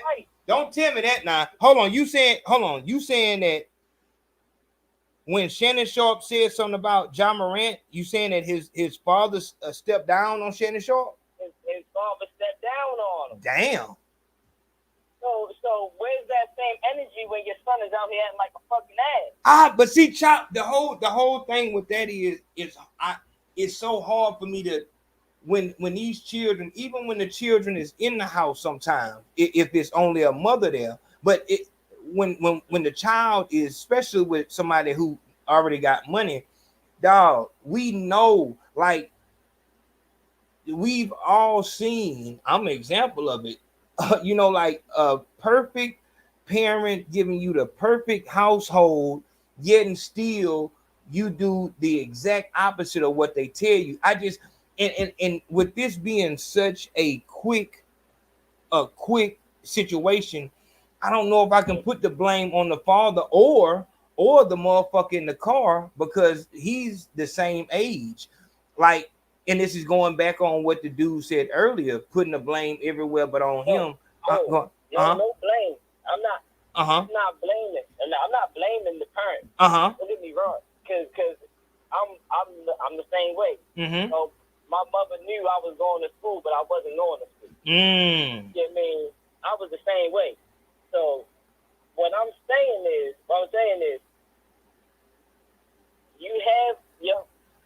you know when your kids is acting up, and you know when your kids need that talking to, that sit down and look, son, you need to get your shit together now. Yeah, like, but it's too much going on. It's time for you to get down. Yeah. And he can sit down with his son and have that conversation with him. But see, the whole thing on that is, how do we? That's why, see, when we go with the homeboy that was in the car, I went in on him because I can clearly see what he was doing until I saw it from the other angle that the internet nigga gave. But when it come down to not even just parents, like, your people could be talking to you.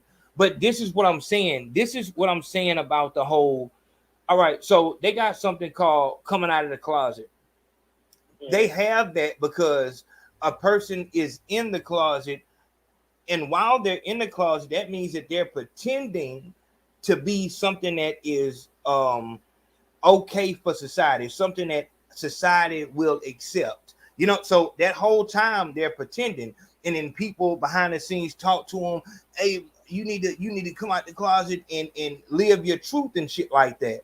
And I feel like this is something similar. These boys, these little dudes that are looking for,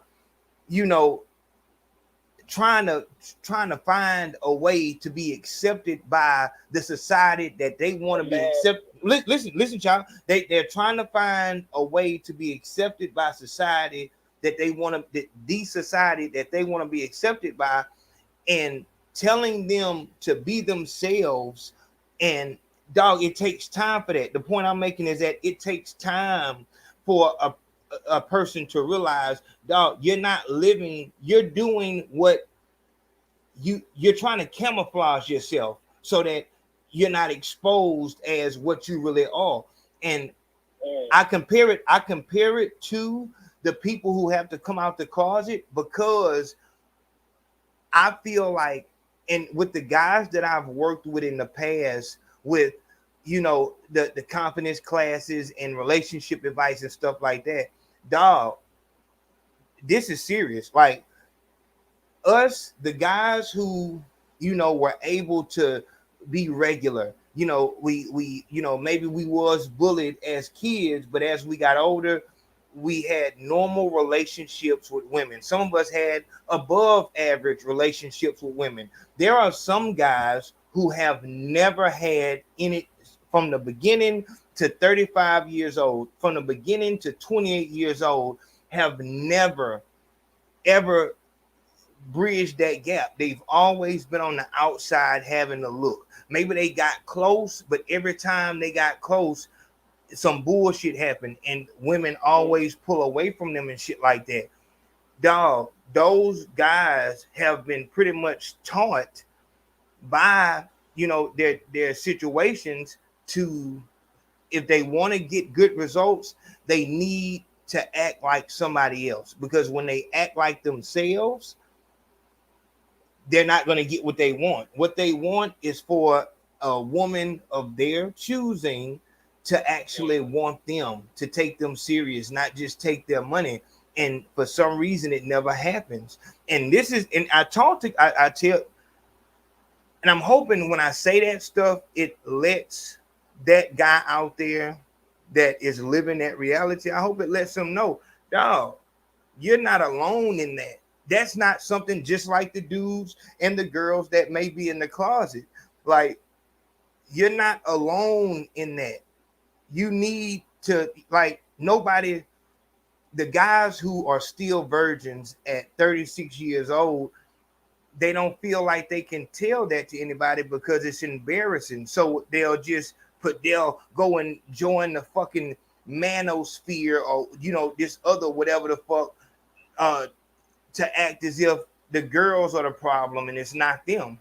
When deep down inside, they know that they've tried everything trying to trick a girl long enough to actually have sex with them, and it never works. And this is the base of over 60% of the issues with these niggas that's playing, that's being imposters. These niggas are imposters because they never got that confidence that comes with being able to be yourself and be accepted, not by society. Because when I walk in stores, like I said, nigga, I got 2 vests up in there that look like workers' vests. So I can walk when I don't want a motherfucker follow me through the store and motherfuckers looking at me all the time and shit like that. I put that vest on, look like a worker, and then I can camouflage myself. But motherfuckers, they it's hard for them because it's damn near like them having a dirty secret. You know what I'm saying? And that shapes them in a way to where they will do shit that a normal motherfucker wouldn't. These young boys are not fucking at the level in which they should be. $200 million man should have so much motherfucking confidence that, nigga, you can't even go live around me. I don't want nobody to see. Dog, we don't get to see Drake and fucking Chris Brown and Trey Songz parties. They won't even let you bring a phone in there. They don't want nobody to see what type of fun they having. The fact that you want people to see it, and I was just telling y'all that earlier with the niggas that put the stacks of money on the screen and try to talk to bitches, they're doing that because they're lonely. After they put that video out, they got to go back to their existence. They can talk on the internet when there's nobody there. Talking to a girl one-on-one, they start sweating. I remember years ago, Katrina said that at work, it was a guy there long time ago that whenever he would have to talk to her, he would start shaking and sweating and shit like that. The nigga was, and I didn't like it but his name was though. But I was like, hell no, that's it. But as I got, you know, deeper into understanding, dog, there is a whole nother fucking civilization out there of guys who have a very hard time attracting women, and even after they attract them, they're not comfortable around them. They never feel like they can be themselves because they feel like they'll be laughed at, and that shapes them. That is the type of pressure that I feel could make a motherfucker that has millions have to play around in the same way that a nigga who don't have a dollar. This shit right here, being in the car, getting crunk to the music, putting the gun up and trying to show everybody, dog, that's some, you can see any nigga in the hood do that any day of the week. Niggas is imposters. They're trying to find a way to fit in. They have not been told that they can be themselves and it's all right. So it you know, like I said, dog, it's it's deep, dog. It's deep. It's deep. It's deep, dog. Yeah. It's deep. I'm listening to you as you saying it. I'm visualizing it. Dog, it's like, real. I'm telling you. Dang, girl, this is so vivid because I was on a live with Gauntt one time, right? Shout out that nigga Gauntt. Yeah, shout out to Gauntt, bro. He's Professor Gauntt beyond. If y'all don't know about the verbal and non-verbal cues, yes, Lord. Hit to that. Yes, Lord. That'll let you know what a person is thinking without him even opening up. Real talk. Real talk. You know what I mean? So yeah, salute to Gauntt. But I was on there and the dude kind of had me thrown because he asked me a question like, "Yo, so you ain't never had to pay for no pussy before?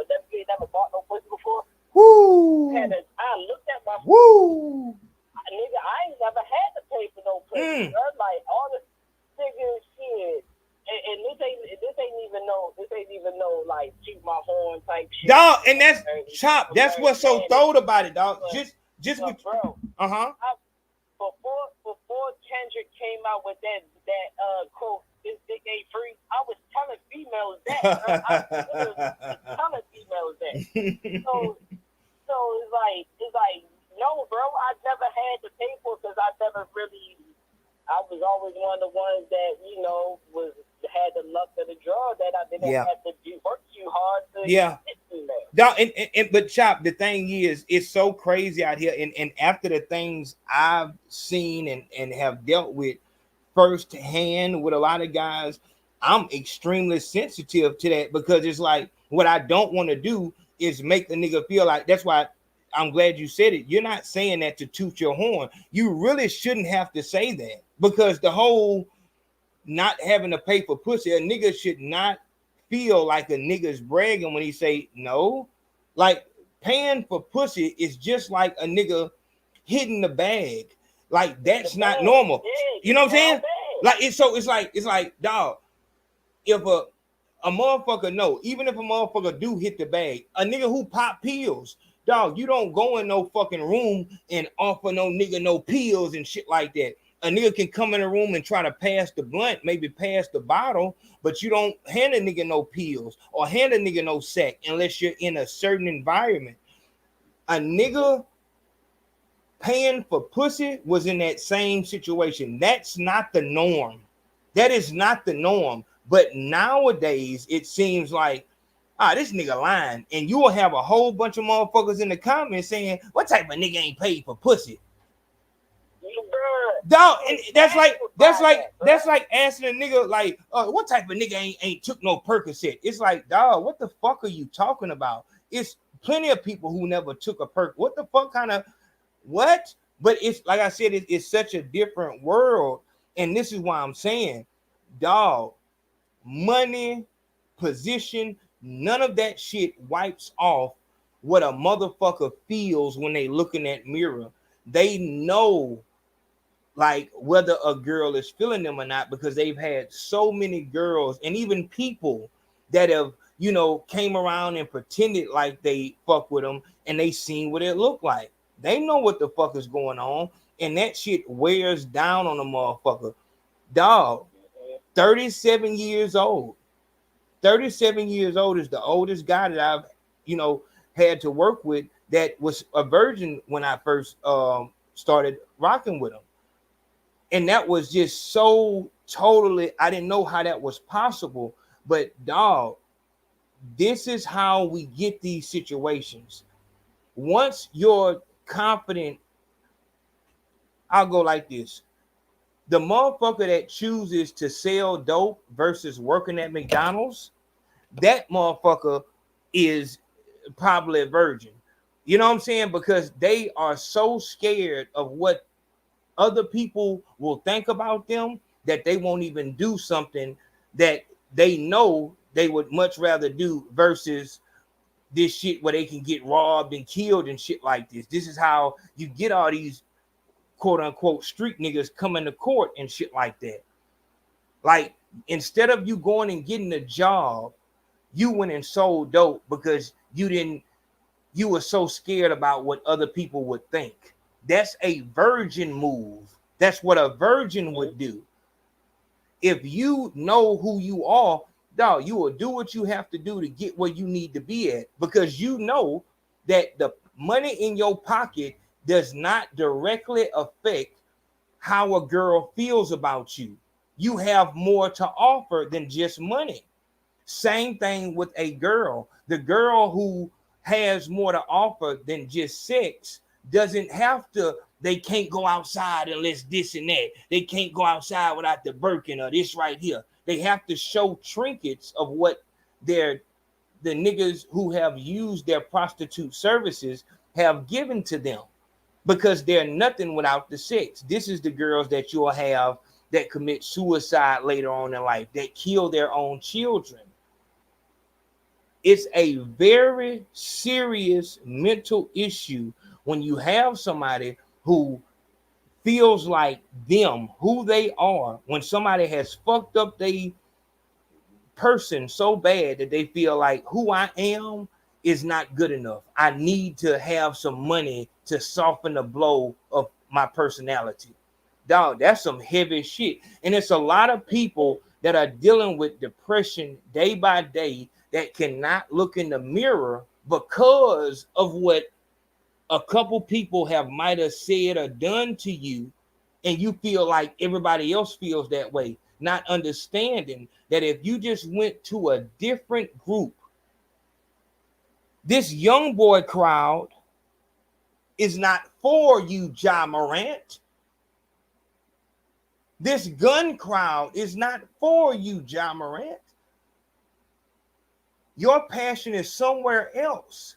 Because if your passion was in the gun club or in the streets, you would not be moving in this way.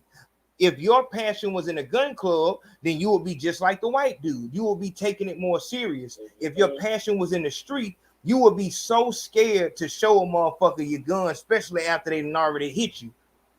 You will be so scared because you'll actually be street enough to know, oh, hell no.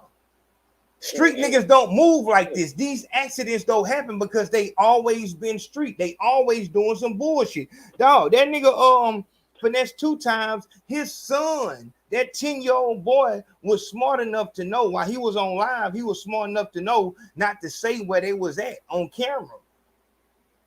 10-year-old boy. So when you're an imposter, it's not hard for you to tell that he's not really a gun enthusiast, because you know, hey man, if you really into guns, why ain't you in the gun club? That sounds crazy to me. To me, it sounds crazy to join a gun club because I'm not a gun enthusiast. You know what I'm saying? Like, just because a nigga got a gun don't mean that a nigga, and that's another thing niggas get fucked up. Same way, Naeem Edwards. Just because maybe you've wrote a song one time doesn't mean that you're a ghostwriter. Naeem Edwards, she showed what a ghostwriter really is. She doesn't just write music. She writes petitions for all type of shit. It's different. It's different. And when you really street, you're not going to be on camera trying to up no fucking pistol to it because the song made you feel good. You're an imposter. So we know you're not street. We know you're not a gun enthusiast. You need to get with your people. If you like Dungeons and Dragons, then fuck with Dungeons and Dragons. Dog, I'm telling you, man, I think this internet has done something to these fucking kids, man. I think it's done something to these kids and made them feel like who they are is not good enough. Because you got too many of these motherfuckers pretending to be something else. And like I said, 10 years old, maybe even 12 years old. But come on, man.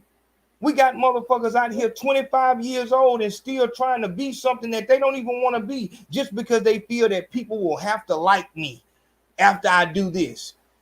Dog, I always talk about, let me show y'all something. I always talk about that girl, Diamond the Body, when she was on Instagram Live dancing to some music. She was twerking and shit, asking for cash apps.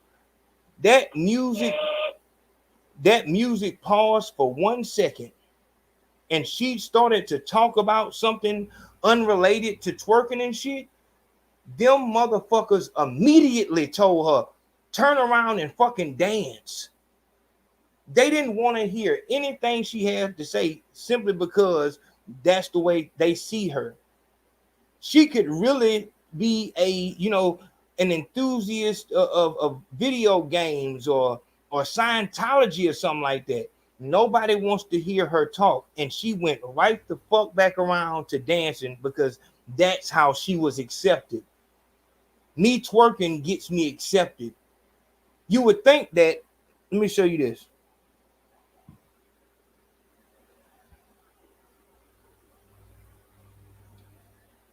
Show it again.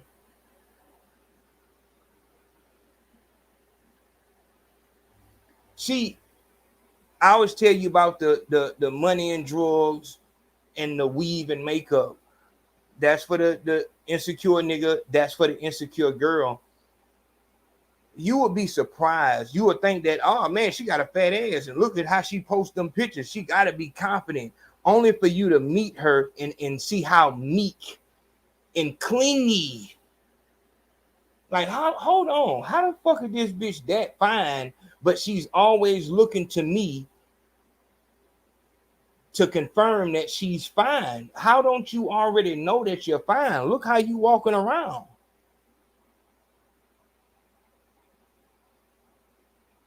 She's looking back as to say, do you like me yet? There is no content woman that's doing that. There is no nigga that's content, that's online. Yeah, fuck nigga, you see we got this shit, fuck nigga. Yeah, we having it. You know people in your life who are actually happy and living their life. Them folks don't even have social media accounts. The problem is the kids are still they're impressionable. So they might not be able to see, like, dog, that's not what happiness looks like. When people are truly happy, they don't give a fuck if you see them. So they won't go out of their way to make a Twitch, a YouTube channel, a IG, a TikTok. And that's a person that's working. When you find out that they're not getting paid, that's when you need to start looking on like, hold on, this person has a real problem. You're not even getting paid. Motherfucker will throw artist or model on their fucking bio as a default. They just need a reason to have to be that clingy to the internet. External validation.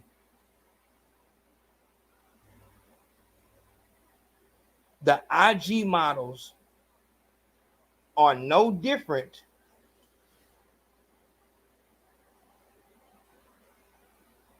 than these young boys.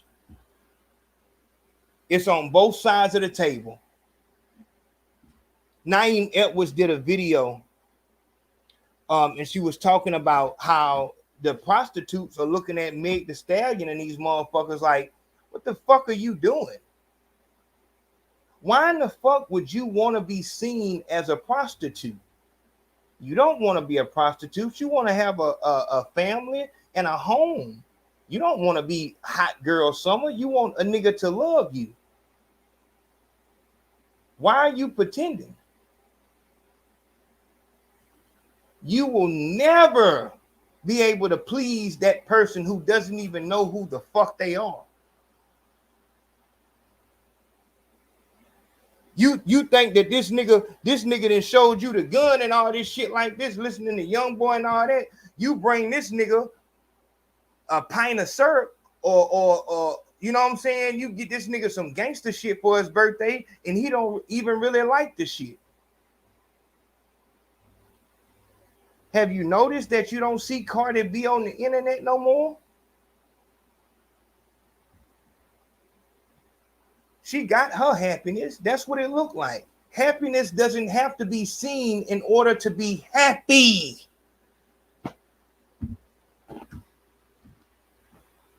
Man, these folks ain't listening, y'all. These folks ain't even hearing me, man. These folks ain't. Man, I'm trying. Yeah, no, I'm trying to, cause it's so crazy. Cause like I said, Ja Morant is this. I'm telling you, these kids are going through some real shit right now, and that shit has to do with how they feel when they're alone. I'm telling you, you ask the same girls who can't stay out the phone and taking pictures and doing all this shit. The only reason they do it. Look in the comments. This is what I have to do in order to be normal. But on the inside, they want to read Harry Potter books. They hate makeup. They can't stand the way that the wig feels on their head. They not fulfilled with that shit. When you realize that, you know, like that alien or computer takeover seem more and more realistic, because it's like you're gauging what you should be doing by the trend that's on the fucking computer. No one knows where the crate challenge comes from. No one knows where the fuck the chicken challenge comes from, but you got old people who die trying to do the crate challenge. Niggas who done got shot dead over a fucking chicken sandwich. That same chicken sandwich is right there at the damn Popeyes right now. Why ain't nobody doing nothing? Who told everybody to go crazy about that? When we see motherfuckers doing shit that they don't really want to fucking do because that's what they feel is normal, dog, what the fuck are Micah Miri jeans? What is Micah Miri? Dog, these fucking dope, these ugly ass, big ass shoes these motherfuckers is wearing and bragging about them and laughing at other ones. He only got one pair of Micah Miri jeans. How in the fuck? What the fuck? And you know, when it was back in our day, when me and Chop was coming up, you had, you know, Jeezy had his clothing line, Nelly had a clothing line, you know, Jay-Z had some shoes, G-Unit had some shoes. You remember when they had the G-Unit? You remember the G-Unit muscle shirts? Yeah. So remember the Birdman lugs? Come man, I fuck with them lugs, man. Stop that shit. You know I fuck with them lugs. Man, I had them. Dog, I fuck with them lugs. Real talk. But you know, I'm saying, you know, back then there was fads and stuff like that, but we still was, you know, us.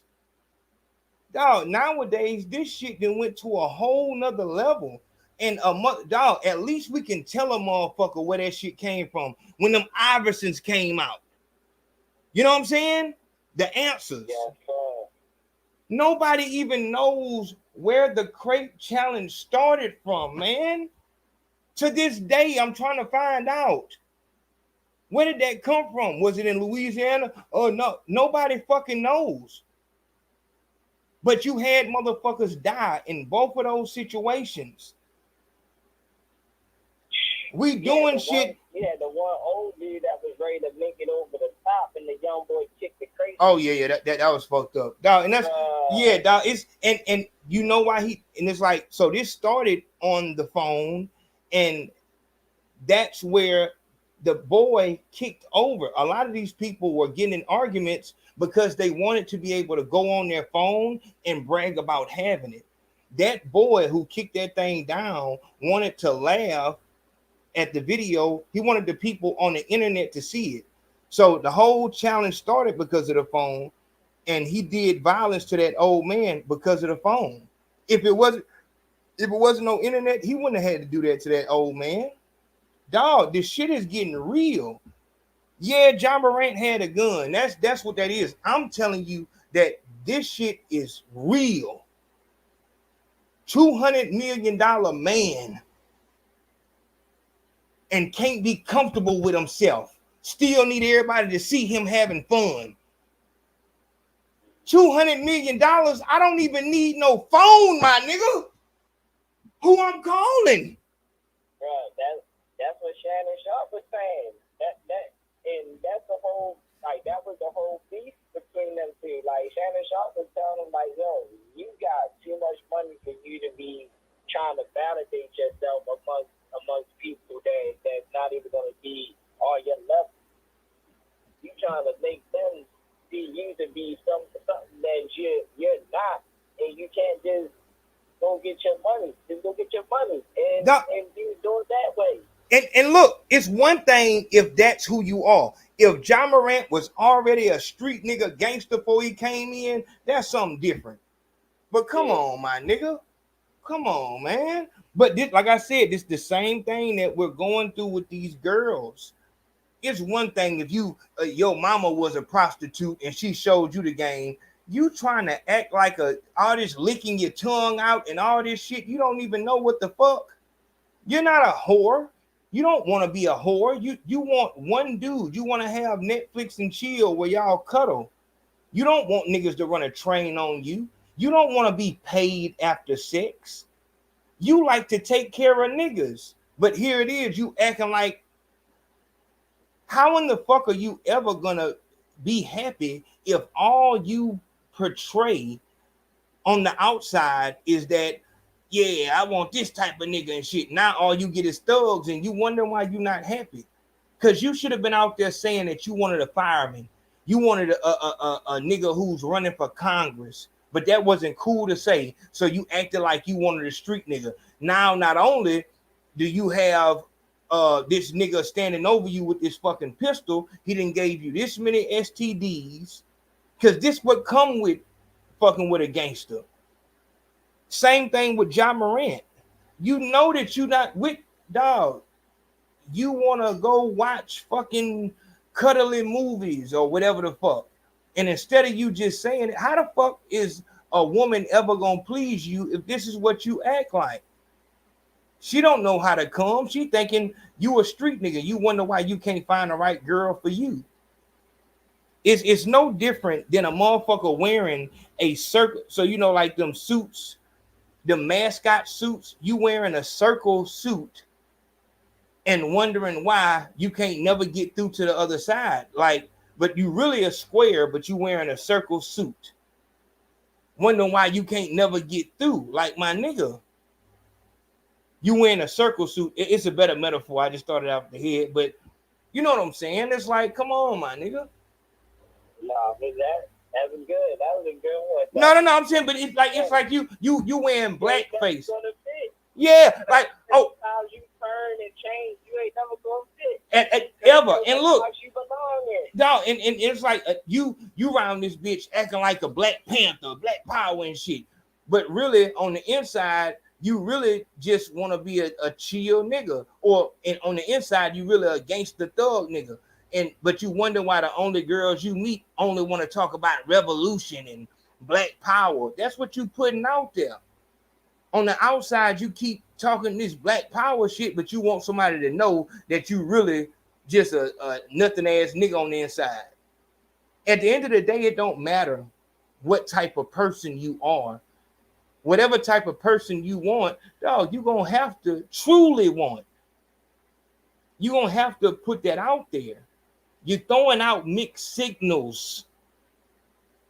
This nigga, you apologized. I have it right here on camera. Hold on. I see some money, go get you some money, you out with nothing. Just bought a stick and it came with 100. Give me a league and it came with a 20. Shit, I was wishing it came with a...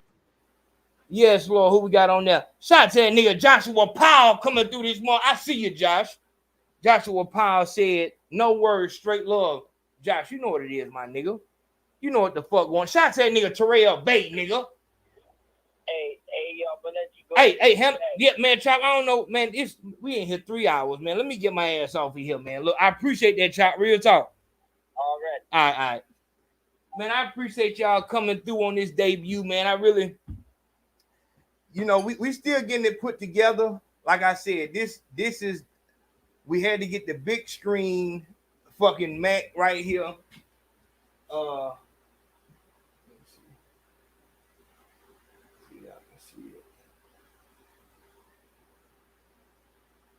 We had to get the big screen Mac for the y'all probably can't even hear me. Hold on.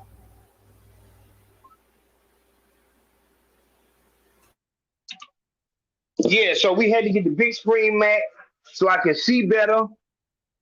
It's gonna be some shows when I'm sitting down in the chair, but this is my preaching podium when I want to get my preacher mode, and then we're gonna have this over here when we just want to, you know what I'm saying?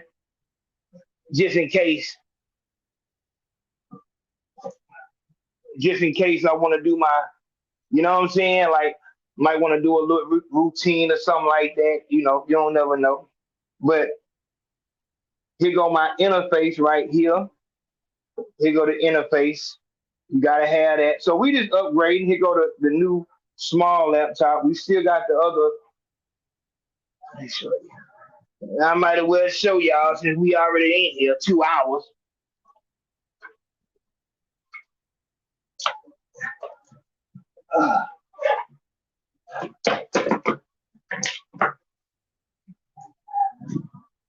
Let me take that shit. So we got like what we got? Four microphones, gold mics, like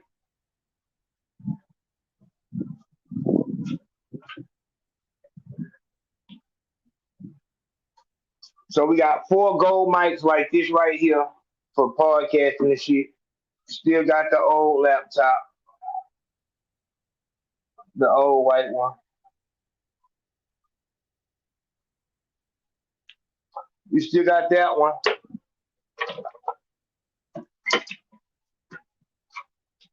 I dropped the tablet, but I got to take this back up to Verizon. We got the damn, we got the insurance on it, but I dropped it. And then we still got the big old laptop. We still got this one. So we just got to find places to put them. But yeah, we've been working, man. We've been working, grinding heavy. We got another flat, not the Stupid Rappers flat screen, that's still up there, but we got another flat screen. We're gonna really have to get another studio for real. This one ain't nothing but I think it's 120 square feet. So it's a 10 by 20, 120 square feet, I think. So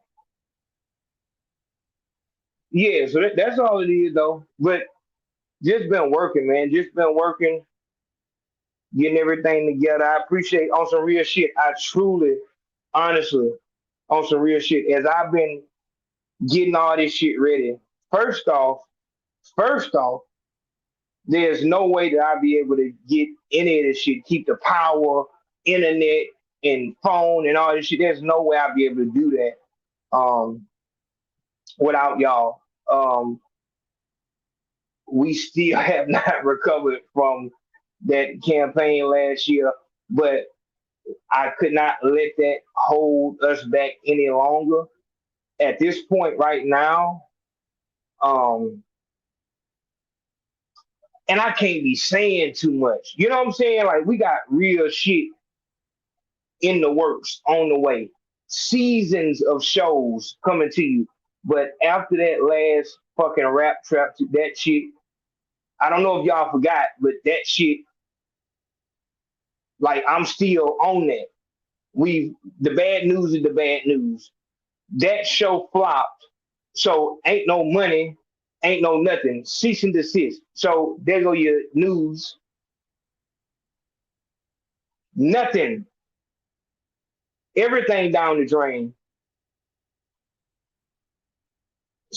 These networks take your show, they will take your shit on the and shout out to Star in the Morning. He told me this in the beginning.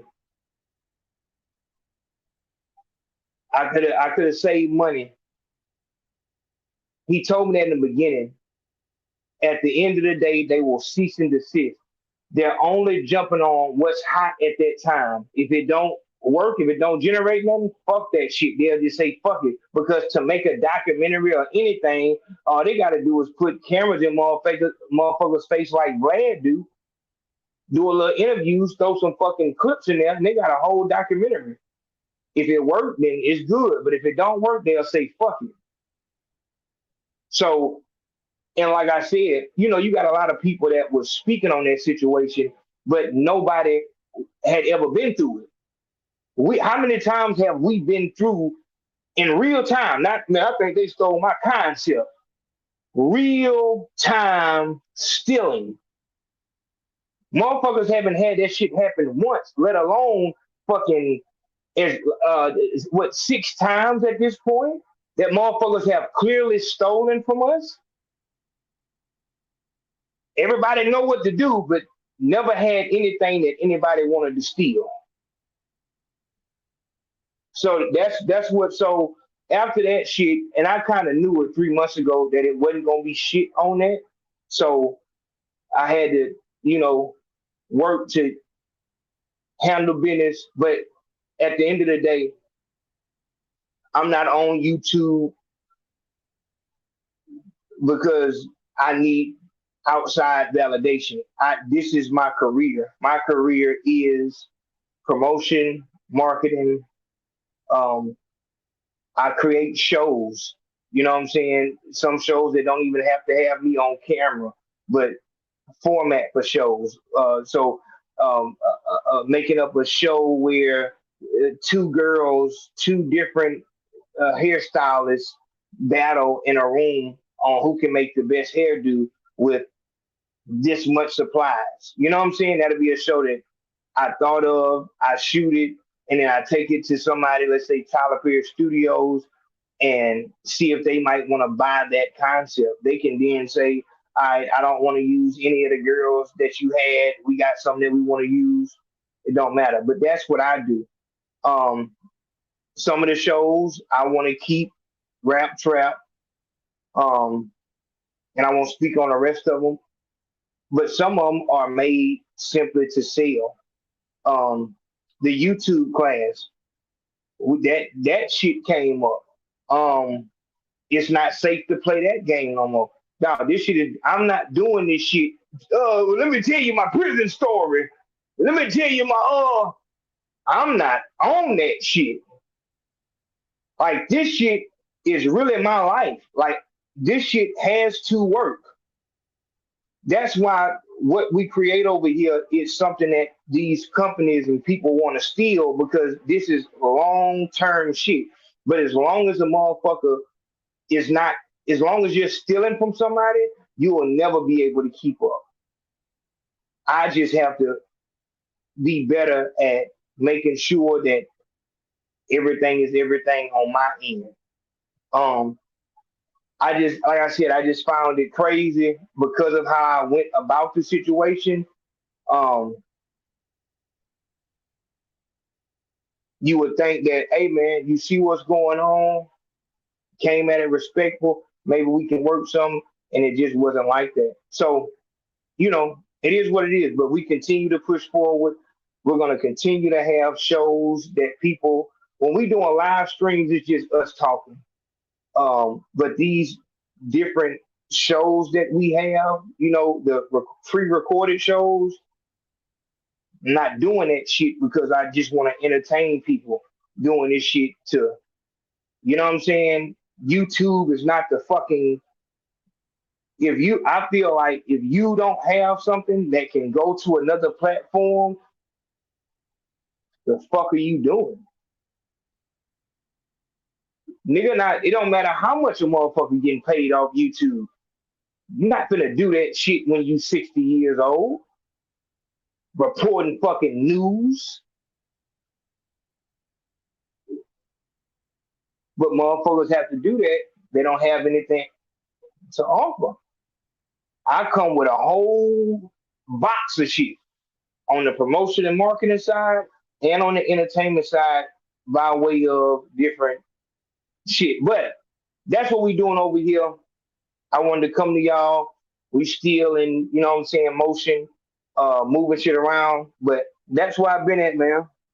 I want to say thank you to everybody who's been hollering at me behind the scenes, making sure I was good and everything like that. The team, like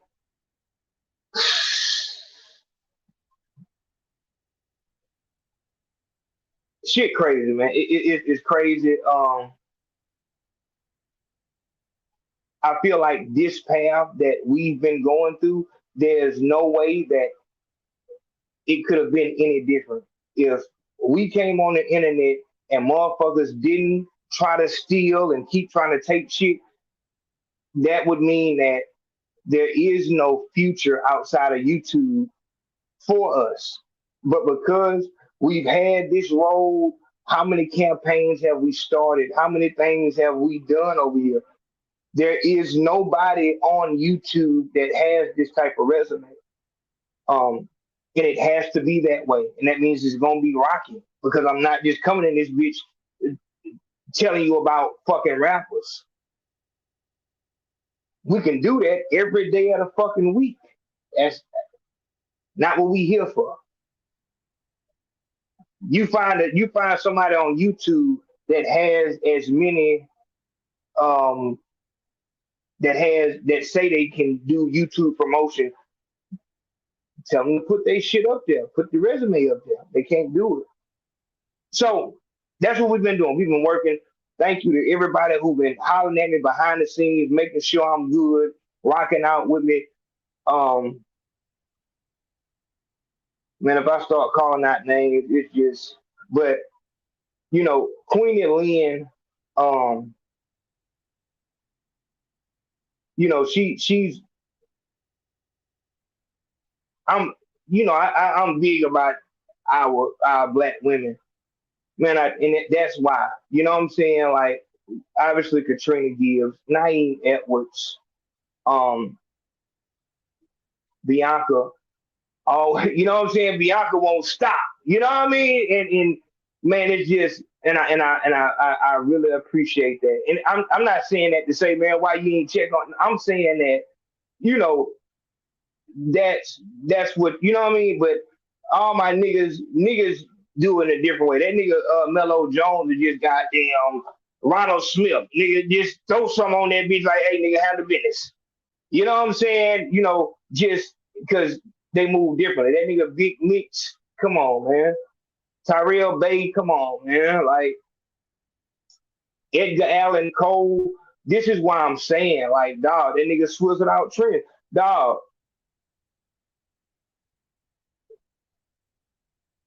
when we present this next thing that we do, it's a reason why the people that are locked in, it's a reason. And it's not to say I'm just shunning everybody, but when you know what I'm saying, the team,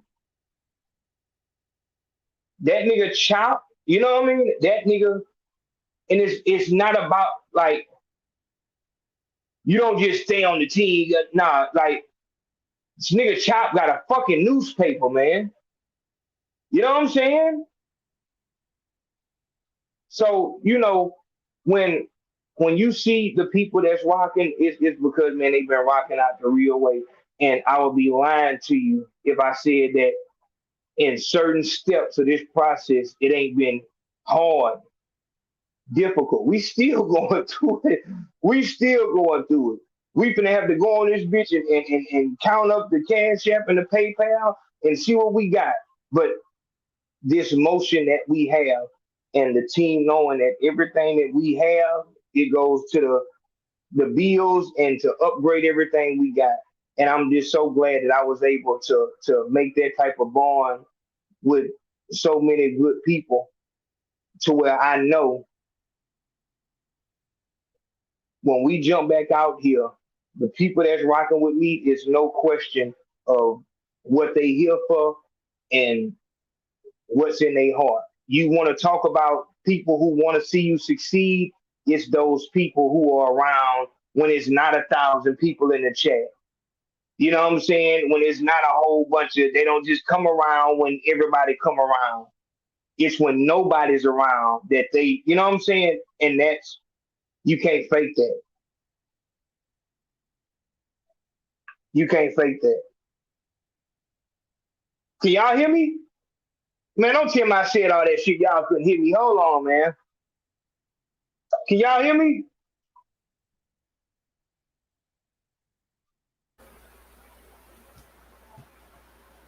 Yo. Y'all can hear me? Man, I hope y'all heard that shit, man. I can't say all that shit again, and that shit too far away to see. But like I said, ladylike, another one. Listen to me, my nigga. I don't never want anybody to think that, dog, I am a real person, not these internet niggas. YouTube, you know they not fucking with us right now. You know what I'm saying?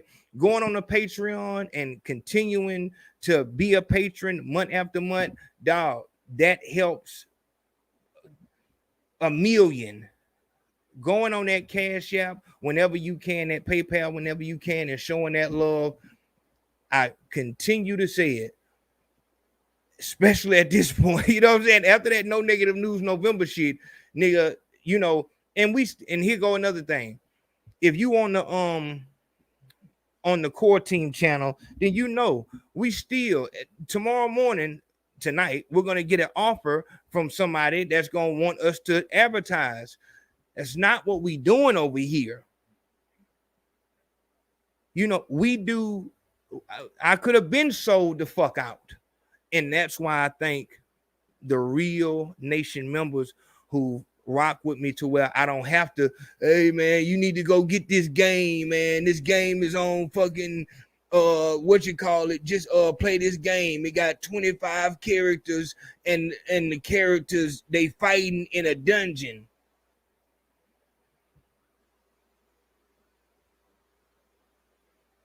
I can't come on this bitch and just play. I ain't gonna lie. Katrina called me one time. Katrina called me one time. Shit was fucked up. I think I had to pay the light bill or something like that. A garbage ass nigga snuck on the podcast because I needed that goddamn. I needed the phone. I needed it, Lord. But the song had a good message. But nigga, that shit was trash. Katrina caught me on that one. But you know, I appreciate and all the love and the support y'all give to where I don't have to sell out. Doing that, you know, because it's always some bullshit advertiser that wants you to, because they can see your numbers.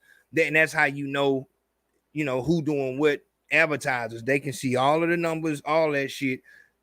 If they hollering at you, that means that you have a real core audience, regardless of whether or not YouTube will monetize the video. They don't give a fuck about how you getting paid through YouTube. Only thing they care about is consistent viewership and do they follow outside of the website. So if you got a fan base that follows you from YouTube to somewhere else, especially a pay platform, you know what I mean? So we continue to get bullshit offers. You know, it's just, it is what it is. So thank y'all so much. We working. You know what I'm saying? We're gonna continue to come and rock out and shit like that. But I am over here working, getting this shit together, making sure that when we come back out, motherfuckers ain't taking our shit no more. They're not gonna do that shit never again. And you know, that rap trap situation, more than anything, that showed me it's like, dog, all right, you know what I'm saying? Like, enough of that arrogant shit. Look at these folks, I'm making shit, these folks keep wanting to get my shit. We're not in this for this accolade and bullshit. If you want one of my shows, here it is. That's what I want. So more than, you know, being mad, it was confirmation that I have something that can be packaged up and sold to Hulu, Tubi, Netflix, and whoever else want it. You know what I'm saying? First come, first serve.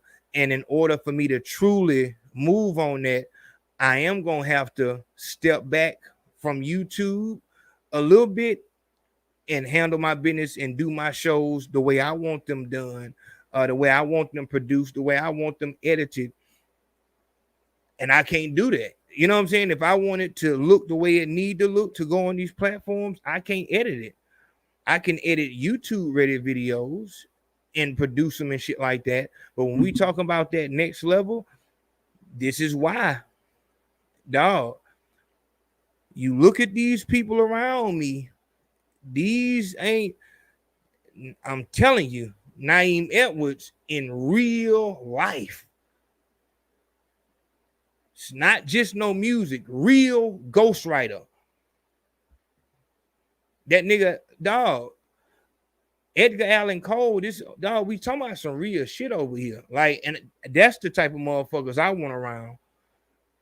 Cause I'm not doing this for fun. And nigga, yeah, I don't need no gangsters around me, period. You start talking too street around me and it just, nigga, shit real, my nigga. But like I said, I appreciate everybody. Thank you to everybody who continues to support what we doing over here and rocking out with us. I'm not no YouTube nigga. I make shows and I create marketing and promotion strategies. I want professionally, you know what I'm saying? And I want to take it to the next level. So we got to do it. So you might not see me as much on YouTube, but understand that, nigga, we working. So if you fuck with me, don't play around. Go to the cash. You don't need to ask me, hey man, you good? Hell fuck. Nah, I ain't good, nigga.